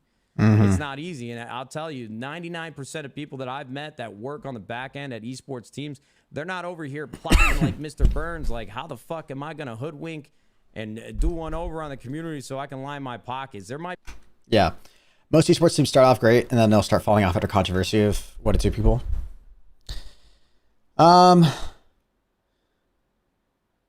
Yeah, I think what happens is I like to use the story of Ninja as like a really great example of like how to ride out shit like this. It's like every brand, whether it's like a company, an organization, or an individual, is going to go through those rocky times, right? They'll have highs and they'll have lows. But the story of Ninja is really a great one, because when Fortnite started to catch wind in like 2018 and Ninja was picking up a lot of steam in 2019 and he signed that deal with Mixer, right? Like if you were a gamer, it didn't matter what game you played, you were rooting for Ninja's success, right? Because he was like the underdog it was like, yeah, look, somebody from our community. He was the first person in gaming to really break through into that mainstream where he's like doing crazy collaborations. He goes on Jimmy Fallon, right? He's like releasing a book. He played with Drake. He's, streaming for hundreds of thousands of people on Twitch. He gets an insane amount of subscribers, right? Like, he was really the poster child for like, look at what you can do with gaming. Look at the success that this industry is having, right? Like, everybody was rooting for him. And then he got too big, and all of a sudden, like, everybody like graduated from like 3rd, 4th grade to like 5th, 6th grade, where all of a sudden we were all too cool to be fans of Ninja anymore, right? Like, it was like Ninja got so big where it's like, if you're a fan of Ninja, then like you're just a little kid bitch, right? Like, that was the sentiment for like the Fortnite community or whatever, which is just so cringy. And then you ride through that wave long enough, right? And like, that must have sucked for Ninja, dude, to go from like an insane high like that to a low where all of a sudden it wasn't considered cool to be a fan of Ninja or a fan of Fortnite anymore. That sucks, right? Especially if that's what you do. And then he rode that wave out, and now he's just kind of coasting, where he's like, it is cool. Like, Ninja's just a cool guy. He's just a cool content creator, right? And I feel like that's what happens to these brands. Like, it's almost a sign that you're doing something right. When you accelerate really quickly, you get to a point where people are rooting for you, and then you get too big for people. And all of a sudden they're like, you know what? Never mind. Fuck you. You're not one of us anymore. You've broken out of this barrier. You're above all of it. And then you're going to ride it back down, and then you'll kind of reach a plateau where it's like, like Ninja made his money, but he still streams for like 6 hours a day when he goes live. And that just kind of shows you his true authenticity as a gamer. You know what I mean? Like, if he wants to just go sit on a beach and sip coconut milk for the rest of his life, he could do that. That's not what he's doing. He's still playing Fortnite, right? He has the freedom to leave, and he doesn't. He's like, he's real. He's authentic. People fuck with that. And that's what I feel like. So I feel like that's kind of what needs to happen for FaZe, is like, they'll get too big and they'll get too much hype, and they'll need to be brought back down to earth a little bit. And then it'll be cool to be a fan of FaZe again. I feel like that's just kind of how these cycles work. Might be some, but those are few and far between. So I think just in general, people need to be a little bit more uplifting and a little bit more supportive, and not as pessimistic and five-head, oh, that was a really dumb fucking decision. Thanks a lot, idiots. It's just not that black and white. I love that, dude. Nate really has become some dude. What a transition from an anxious teenager. Wow, this is really inspiring. I'm 24, almost 25. I grew up watching FaZe Optic Envy. Personally, I agree that there's two sides to every story. FaZe Clan, the 5 owners, sought out additional investment, aka capital, in order to expand. Right. Yo, LM Plays, what's up? Sure, that gives up creative control, management. It's important to note that up until this point, they solely dealt with sponsors that more or less were at their beck and call due to their outreach. Some examples include GFuel, CSGO, third-party skin websites, etc. These businesses needed their outreach in order to succeed, thus treating them more so as partners, as opposed to equals, giving them a positive view towards businessmen. Big mistake, which is something they never should have had. Well, that's the thing too. Is like, there's a difference with like doing a NordVPN sponsorship or doing business with GFuel. Like, I love GFuel. I'm sponsored by GFuel, ProHenis. There's a difference between people like that and when you start going for like venture capitalists. Like, venture capitalists are people with like tens of millions, hundreds of millions of dollars who are going to invest in startups and smaller cap companies. And they're going to say like, look, we want like a 10x return in like the next 5 years. Like, those are the kinds of, you're dealing with money on a much larger scale. So as a result, you're just dealing with very different people. Yeah, Ninja really puts in the work for the remainder of his fans, and it's very good that he does that. Yeah, I agree. True businessmen are solely out for themselves and their shareholders. In my opinion, the suits that joined the organization have taken more control than they ever should have been allotted in terms of ownership. They entered the business negotiations at 1820 with minimal experience and got screwed by it. It sucks, but that's what happens when you allow the business world to enter your domain. Yeah, and that is. I basically see their current actions as a way to possibly receive the acknowledgement they truly deserve.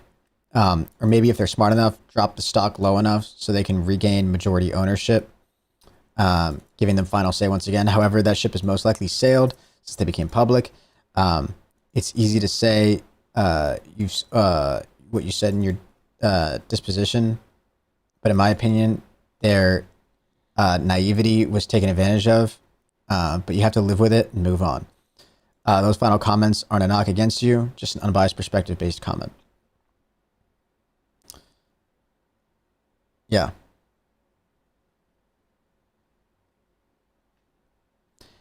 After some people get way too popular, people just get jealous of them and get mad since they're very famous for that.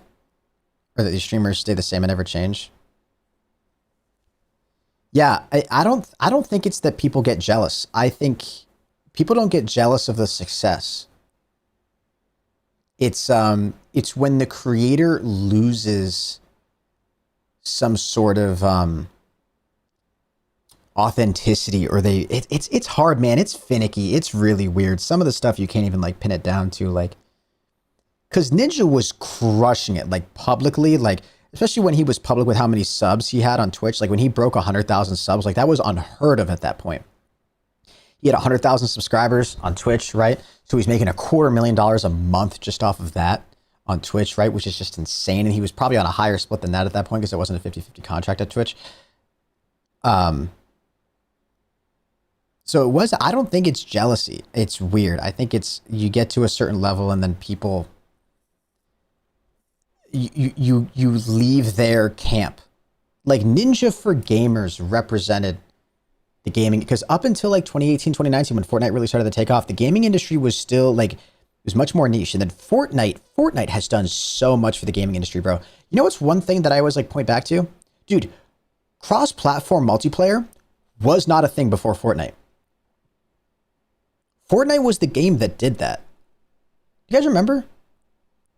If you played Call of Duty on the Xbox, you couldn't play with your friend on PlayStation. That wasn't a thing until Fortnite came around. Fortnite brokered, they were the reason that deal happened. And it wasn't because the technology didn't exist up until that point. It was because Fortnite was the company that like pushed for that to happen. At least that's my understanding. Fortnite changed the gaming industry so much. And it gave amazing opportunities to people, including myself, right? And Ninja was also one of those people. And I think Ninja just got like, Ninja grew exponentially with that wave of how like cool gaming became. And then he got like, if you think of like, if all of gaming, all us gamers are like in a dome or whatever, or like in a box, like, look at us, we're all cool in our little community right here. Ninja grew out of that box, and it was like, we weren't rooting for an underdog anymore. It didn't have to do with the money. We weren't rooting for an underdog. We were rooting, like, he was, you know what I mean? He had just broken out of, it wasn't cool to be a fan of Ninja anymore because he wasn't up and coming. It was just, he had already made it too big. You know what I mean? And I feel like that happens to a lot of creators. Fortnite built a lot of streamers' careers like Ninja, ProHenis, Booga, and even Mongrel. Yeah. Ninja, me, Booga, Mongrel. Pretty much like Laserbeam, Lachlan, Courage, Buselk. Like, these were creators that were big before Fortnite too, but like, dude, you know what's crazy? This is like, it like hurts my ego, but it's just a fun fact that they're out there. Laserbeam started his YouTube channel. Laserbeam created his YouTube channel after I created mine. Not nuts. Only by like 6 months or something. But I've been doing YouTube for 9 years. He has 20 million subscribers. I have 1.2 million. What happened, dude? Where'd I go wrong? Fortnite totally broke the internet and gave people so many opportunities to play with friends and get the game that extra popularity. Yeah. Fortnite really blew up the gaming scene, man, in like a crazy way. Yeah. It's good to know that Nadeshot understands very difficult perspectives of the whole situation as a businessman, gamer, and fan, because not many out there understand the business perspective at all. Very educated Nadeshot has become matured. If the original FaZe owners understood all of this back then like Nadeshot does, none of them would have been in the first, none of this would have happened in the first place. Yeah, that's one of those things too where it's like, Nadeshot started out as a professional player, and then became a business owner for a gaming organization. So he has that perspective. He knows what it's like to be on this side of the fence. He knows what it's like to be one of those guys, you know?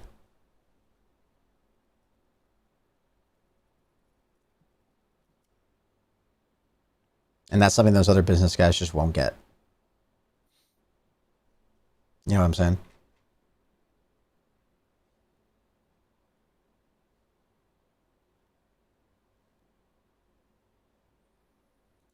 Hey YouTube, what is going on, guys? Man, so it's been a crazy week. I think I streamed about 5 days, and I think the number one question I kept getting asked was, are you leaving FaZe? So it's not just me talking about today. I got a special guest here with me, my boy Tico. Tico, what's good, baby? What's up, my guy? My dog. How you doing? Good. How about you? Good, man. I feel good. I'm not gonna lie. I feel good. Yeah. Some of you guys don't even know. Tico actually lives right there. He lives at our crib right here. Look at that whole guest house joint. Hey. That is a total vibe. It's nice. Dude, whenever it's raining out, do you guys want to play Minecraft, or is that just me? You've been at the house for, I think you moved in like when? July, August-ish. Yeah? Late summer, something like that, yep. How you like Yeah, sorry, Kramer, we're talking about the whole FaZe clan drama situation. Man, it's good. Yeah. You guys are great people. I've always said that. You guys are great people. You're a good squad. It reminds me a lot of like the early New York house. Just everyone kind of in their rooms gaming, come together, and just like, you guys are friends for real. You know what I'm saying? Yeah, It's not just like, 100%. oh, Nuke Squad business. It's like 100%. you guys are actually homies, and that's like dope to see. You know. And there's been some, like, people would say, like, obviously with the whole situation. I'm eating some Cheez-Its. You've already talked a lot about it, but like, people are saying, like, you should leave and start your own team and stuff like that. And in my head, when I read comments like that, I'm like, you guys genuinely don't know how hard it is to have a group of people come together. You know what I'm saying? Be on the same page. Bro. Period. Bro. Even like for one video, it's hard to schedule everyone to like, hey, can we One do this video? this day?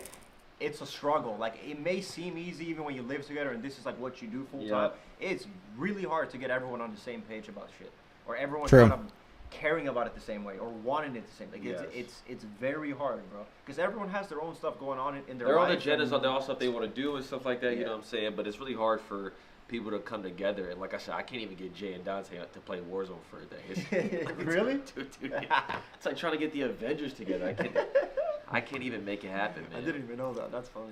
So what would you say? Do you feel like that's kind of the same way as far as like when people say you should leave and start your own team? Is it just like? Yeah, I mean, I'm regardless of what happens with or without FaZe, I'm never making my own team. Yeah, that's just like I've said this too. Like, I have no issue doing this myself, like just Tico, like rocking out solo. But I would never start another team and go down that route again. It's just special, man. To create something like that again is it's very hard. It's a lot harder than people think. It's not just like pick a name and make a Twitter and then you're like, no, trust me. There's a lot that goes into it. It's not something I would be interested in doing. Yeah. Because now I just feel kind of like free. Wasn't FaZe clan made by some teens, and then it was stolen by the current owner, or like they got scammed by the current owner saying he would buy the clan? No, I think sort of like the overall brief history of what happened is FaZe clan was started by a bunch of friends who were teenagers at the time, right? And they all played Call of Duty together. They all made YouTube videos. It got to a point where they all lived in a house together and they all made content. And it was really like raw, genuine, and authentic. And they started to grow a lot. They were getting a lot of subscribers. They were probably making a good amount of money through sponsorships. And they saw an opportunity to really take FaZe clan to the next level. But what that required was bringing in outside investors, aka people with a lot of business experience, who have money, but who also wanted ownership of the team. And I'm sure these names can be found somewhere, but people just refer to them as like the suits, right? Just the business, but the people behind the curtain who do all the corporate, business side of FaZe clan stuff now. Those people came in, they took up a lot of ownership, basically to the point where a lot of the OG people of the FaZe clan don't really have a say in what gets done on a business level anymore. And you've got a lot of people who are in charge who probably don't understand the importance of content and the importance of FaZe's reputation as much as just like wanting to make money off of the brand. To like, okay, now I can put this into Tico. Like, nothing really holding me back. So it's like, I don't want to like necessarily put it towards, but hopefully we can solve it. I don't want to, I'm not even saying any yes or no's or this is going to happen or that is going to happen. Not at all. But I will say 100%, I'm not making a team. That's for sure. I would not. That. I don't want to go down that route for sure. I feel you, man. And when you've already built something one time, you don't want to like. It's hard, man. And also, you'll it's only your ever legacy. get compared to that, and like it's just Nah. Yeah. I don't want to go down that road for sure. That is true. What would you say is like, as far as like you said, you talked about, you said this house kind of reminds you of like the old FaZe house. What is your favorite moment? Do you have a favorite moment off the top of your head? Did you know that FaZe Rug got a 10-year anniversary? I know he's been a FaZe for a long time. Yeah. Okay, come on. All right, let's just get a summary of this. Wait a minute. Hold on, chat. You guys want to see something really cool? Let me see if I have this down, actually. Okay, I do. Chat, so this is probably the coolest extension you guys are ever going to see in your entire life. It's called YouTube Summary. Basically gives me an entire transcript of like every word that's said in the video. Basically all the captions, right? Transcript. I can click on this button. It throws it into ChatGPT, and then ChatGPT will give me a summary of the entire video. The video, Am I Leaving FaZe Clan, is a conversation between two members of FaZe Clan, FaZe Rain and FaZe Tico. That's not correct. FaZe Rain addresses rumors that he is leaving the group, and Tico shares his opinion that starting a new team is very difficult. They discuss their favorite moments while living in the FaZe house and reminisce about the camaraderie they had while living together. FaZe Rain ultimately states that he is not leaving FaZe Clan, but is focusing on his own personal brand. Right. So that FaZe Rain in this situation is probably swag. Boom. Look at that. We just saved ourselves 20 minutes.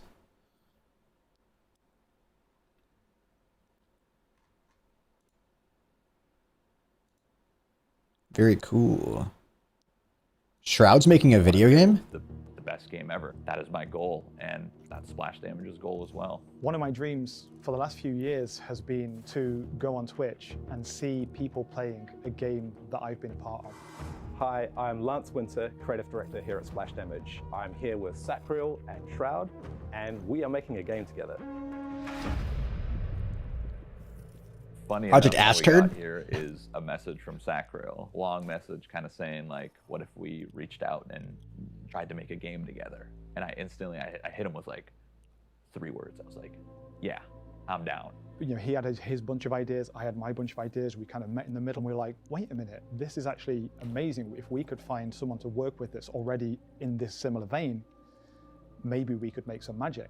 Splash themselves were at a pivotal point where they were already on the track to make a game with the majority of the kind of features Mike and I were working on. Bringing the experience and the knowledge that Sacriel and Shroud provide within the survival genre, plus the 20+ years of expertise we have at building awesome shooters within Splash Damage, merge them together to create something entirely new. I think what my community is kind of looking forward to when it comes to me kind of working on this project is a lot about the gunplay. How do these weapons behave and how the ballistics work? How does the recoil work? If you're making a shooter game, a survival shooter game, the gunplay is really important. And I always thought in the back of my mind, like, I'd say Fortnite boosted FaZe Clan to what it is today.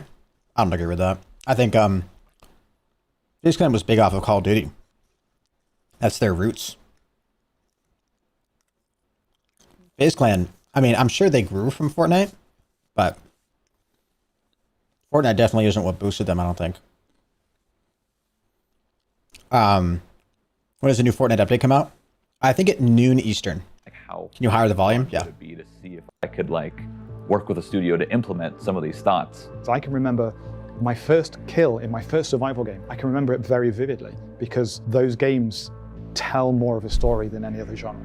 For me, what makes survival incredibly compelling is this pervasive sense of tension and of drama in the game. And that's something we're bringing into Project Astra. To push the boundaries of a game and to create something that we've not really seen in the industry before takes such an outrageous amount of talent and hard work. Just to facilitate the way we're innovating in our game is just mind-blowing. My favorite part about doing this so far. Oh yeah, FaZe Clan's been around since like 2010, 2011. They've been around for a long time. On this project is just sharing everything that's on my mind. I get to actually see what the developers actually think about the things that are in my head. And there's just so much more than I could have ever thought when it comes to working on a project like this. So this collaboration is really important to us at Splash Damage. We've got the ability to do something really new in survival, build an IP from the ground up, and that's a 1 in a million opportunity. FaZe Clan, Hopefully Circuit. this is going to be a 1 in a million game. 2010. Damn, that's exciting. That's cool. They're making a game. That's actually dope. Good for them, dude.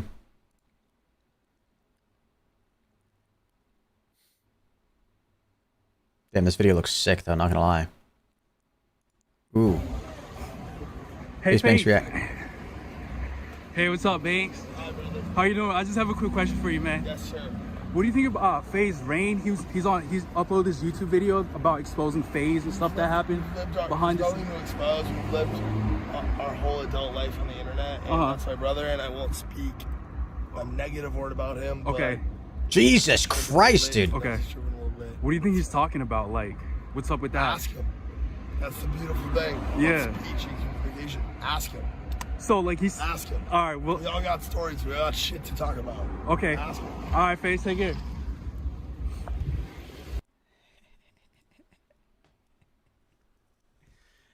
Ask him, bro. Bro, go ask him. Go ask him, bro. Ah. God, FaZe Banks is so cool, dude. So cool. God, he's just the coolest guy in the world. So cool.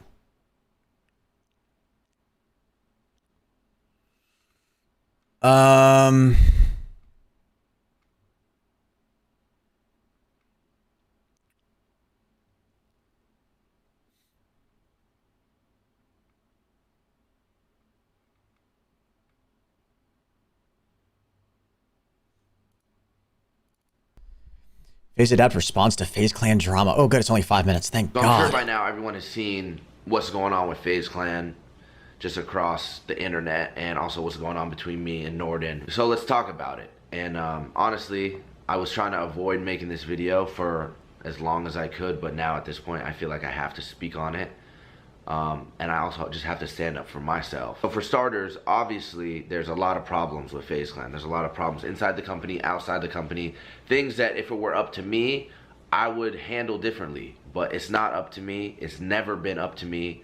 There's conversations that happen, decisions that get made that I'm not in the room for, that I'm not a part of.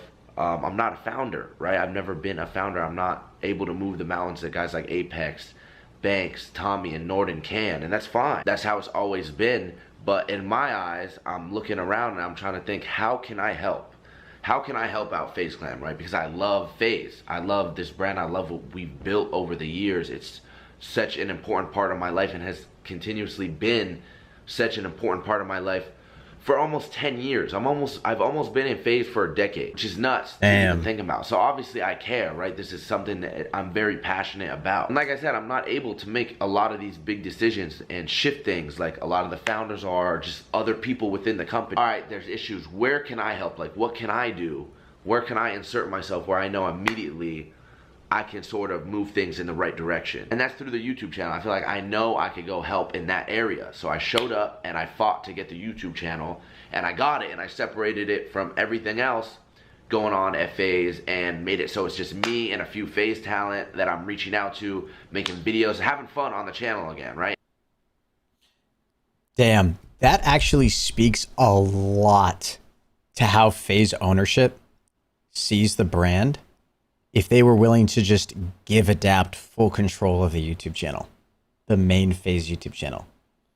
Doesn't that speak volumes?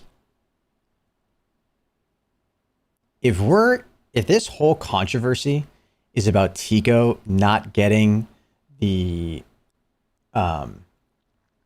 money or the recognition or the responsibility that he feels like he should be given as being an OG of FaZe, if these suits people are holding on to that as tightly as they can, but they give up the YouTube channel, right? That's crazy. That I'm very passionate about. And like I said, I'm not able to make a lot of these big decisions and shift things like a lot of the founders are, or just other people within the company. All right, there's issues. Where can I help? Like, what can I do? Sorry, guys, where can I insert myself where I know immediately I can sort of move things in the right direction? And that's through the YouTube channel. I feel like I know I could go help in that area. So I showed up and I fought to get the YouTube channel, and I got it, and I separated it from everything else going on at FaZe and made it so it's just me and a few FaZe talent that I'm reaching out to, making videos, having fun on the channel again, right? And no one else can touch it. So that's the initiative I took, right? That's me trying to do my small part and helping out FaZe, because I feel like I'm good at that. I also feel like it's important, and I'm getting attacked for it. I'm getting made out to feel like I'm wrong for trying to help in that way. So I guess now this is where I can transition the video into Norden, talking about him and some of the things he said. Because everyone knows how close me and Norden have been over the years, and we always kind of stuck by each other's side. That's why this shit just hurts, to tell you the truth. Genuinely, it hurts. Because we disagreed. We had a disagreement, right? He called me and he was like, yo, I want to make this video exposing FaZe Clan, airing everything out. Fuck it. I want you to be in it. And I said, no. I said, I don't want to do that. I feel like there's better ways we could go to deal with these problems and these issues, more constructive ways of showing up and dealing with these things. And we disagreed. And just to make it clear what we disagreed on, it was the fact that he was going to make a video about it, because I didn't think that was going to help anyone. I didn't think that was the way. I thought there was more constructive ways of showing up and trying to fix things. Because me and Norden have talked about a lot of these problems before, and we share a lot of the same opinions, and some of the stuff he says I agree with. It just was, I just disagree with how he went about it. And that's fine, right? Friends disagree all the time. Friends even argue, they fight all the time. Still, I would have still supported him like I always have. Nothing would have changed. He took it to a really like disrespectful, hateful place, coming at me saying, for context, I'm pretty sure Rain already like apologized for all this. We watched a video like from him earlier. Very wild shit. That was uploaded like really recently. Shit that he knows about me and that what I've been through, and you know, sort of using it I'm getting tired, against dude. me. And I'm not trying to get too into detail. I was like, oh, bet. Like, we have a disagreement, we argue, and you want to take a year with me? After maybe not. everything we've been through, this is the place you're gonna go? All This right, is from bet. 2 days ago. We're not talking. This is from 10 hours. Nah, it's done. It's a dub. And it didn't stop there. He kept attacking me and my character and what I stand for and who I am. And to tell you the truth, it just hurts. You know, it hurts because it came from one of my best friends, someone who I've been the closest with for the longest. And like I said, we stopped talking up until a few days ago. We actually had sat back on the phone and I heard him out and we chopped it up a little bit. And I kind of am understanding where he comes from or was coming from, but that doesn't make it just disappear. The shit he said really digs deep, and the way he went about it, deeper than he probably even realized. It's hard for me to sit here and imagine a world where, Damn, him bouncing his leg is shaking the whole camera. It's just it's all good again. We just pick it back up where we left off. I mean, maybe there's a way we could sit down and chop this up the right way, but I don't know. It's hard for me to even see that right now because I don't really know how we move forward. Like, I saw his video, we talked on the phone. I appreciate that he's apologetic and he's sorry, but it's still, that shit, it's hard to just like pick things up, right? After knowing like how that got dealt with. I don't know, we'll see where it goes from here, but right now it's just, I can't really sit here and be like, all yeah, right, Creamer, I am, yeah. love. Just wanted to come on here and speak openly and freely about how I feel about this whole situation and what's going on from my perspective. So also, I just want to say I love you guys. Thank you to the ones who've been rocking with me and supporting me over the years and constantly showing love. It means a lot more than you would ever know. And I really hope that the next time we speak, it's under better circumstances and that we can figure this out, like I said, because right now it's just not it right now. Not it, bro. GG's, guys. All right, I think I'm gonna go to bed. I'm tired. Yeah, I am tired. Guys, we're 9 likes away from 100 likes in the stream. Any of you guys who are watching right now, you want to leave a like to support your boy? I would appreciate it. Dude, I need a haircut, man. I really do. I need a freaking haircut.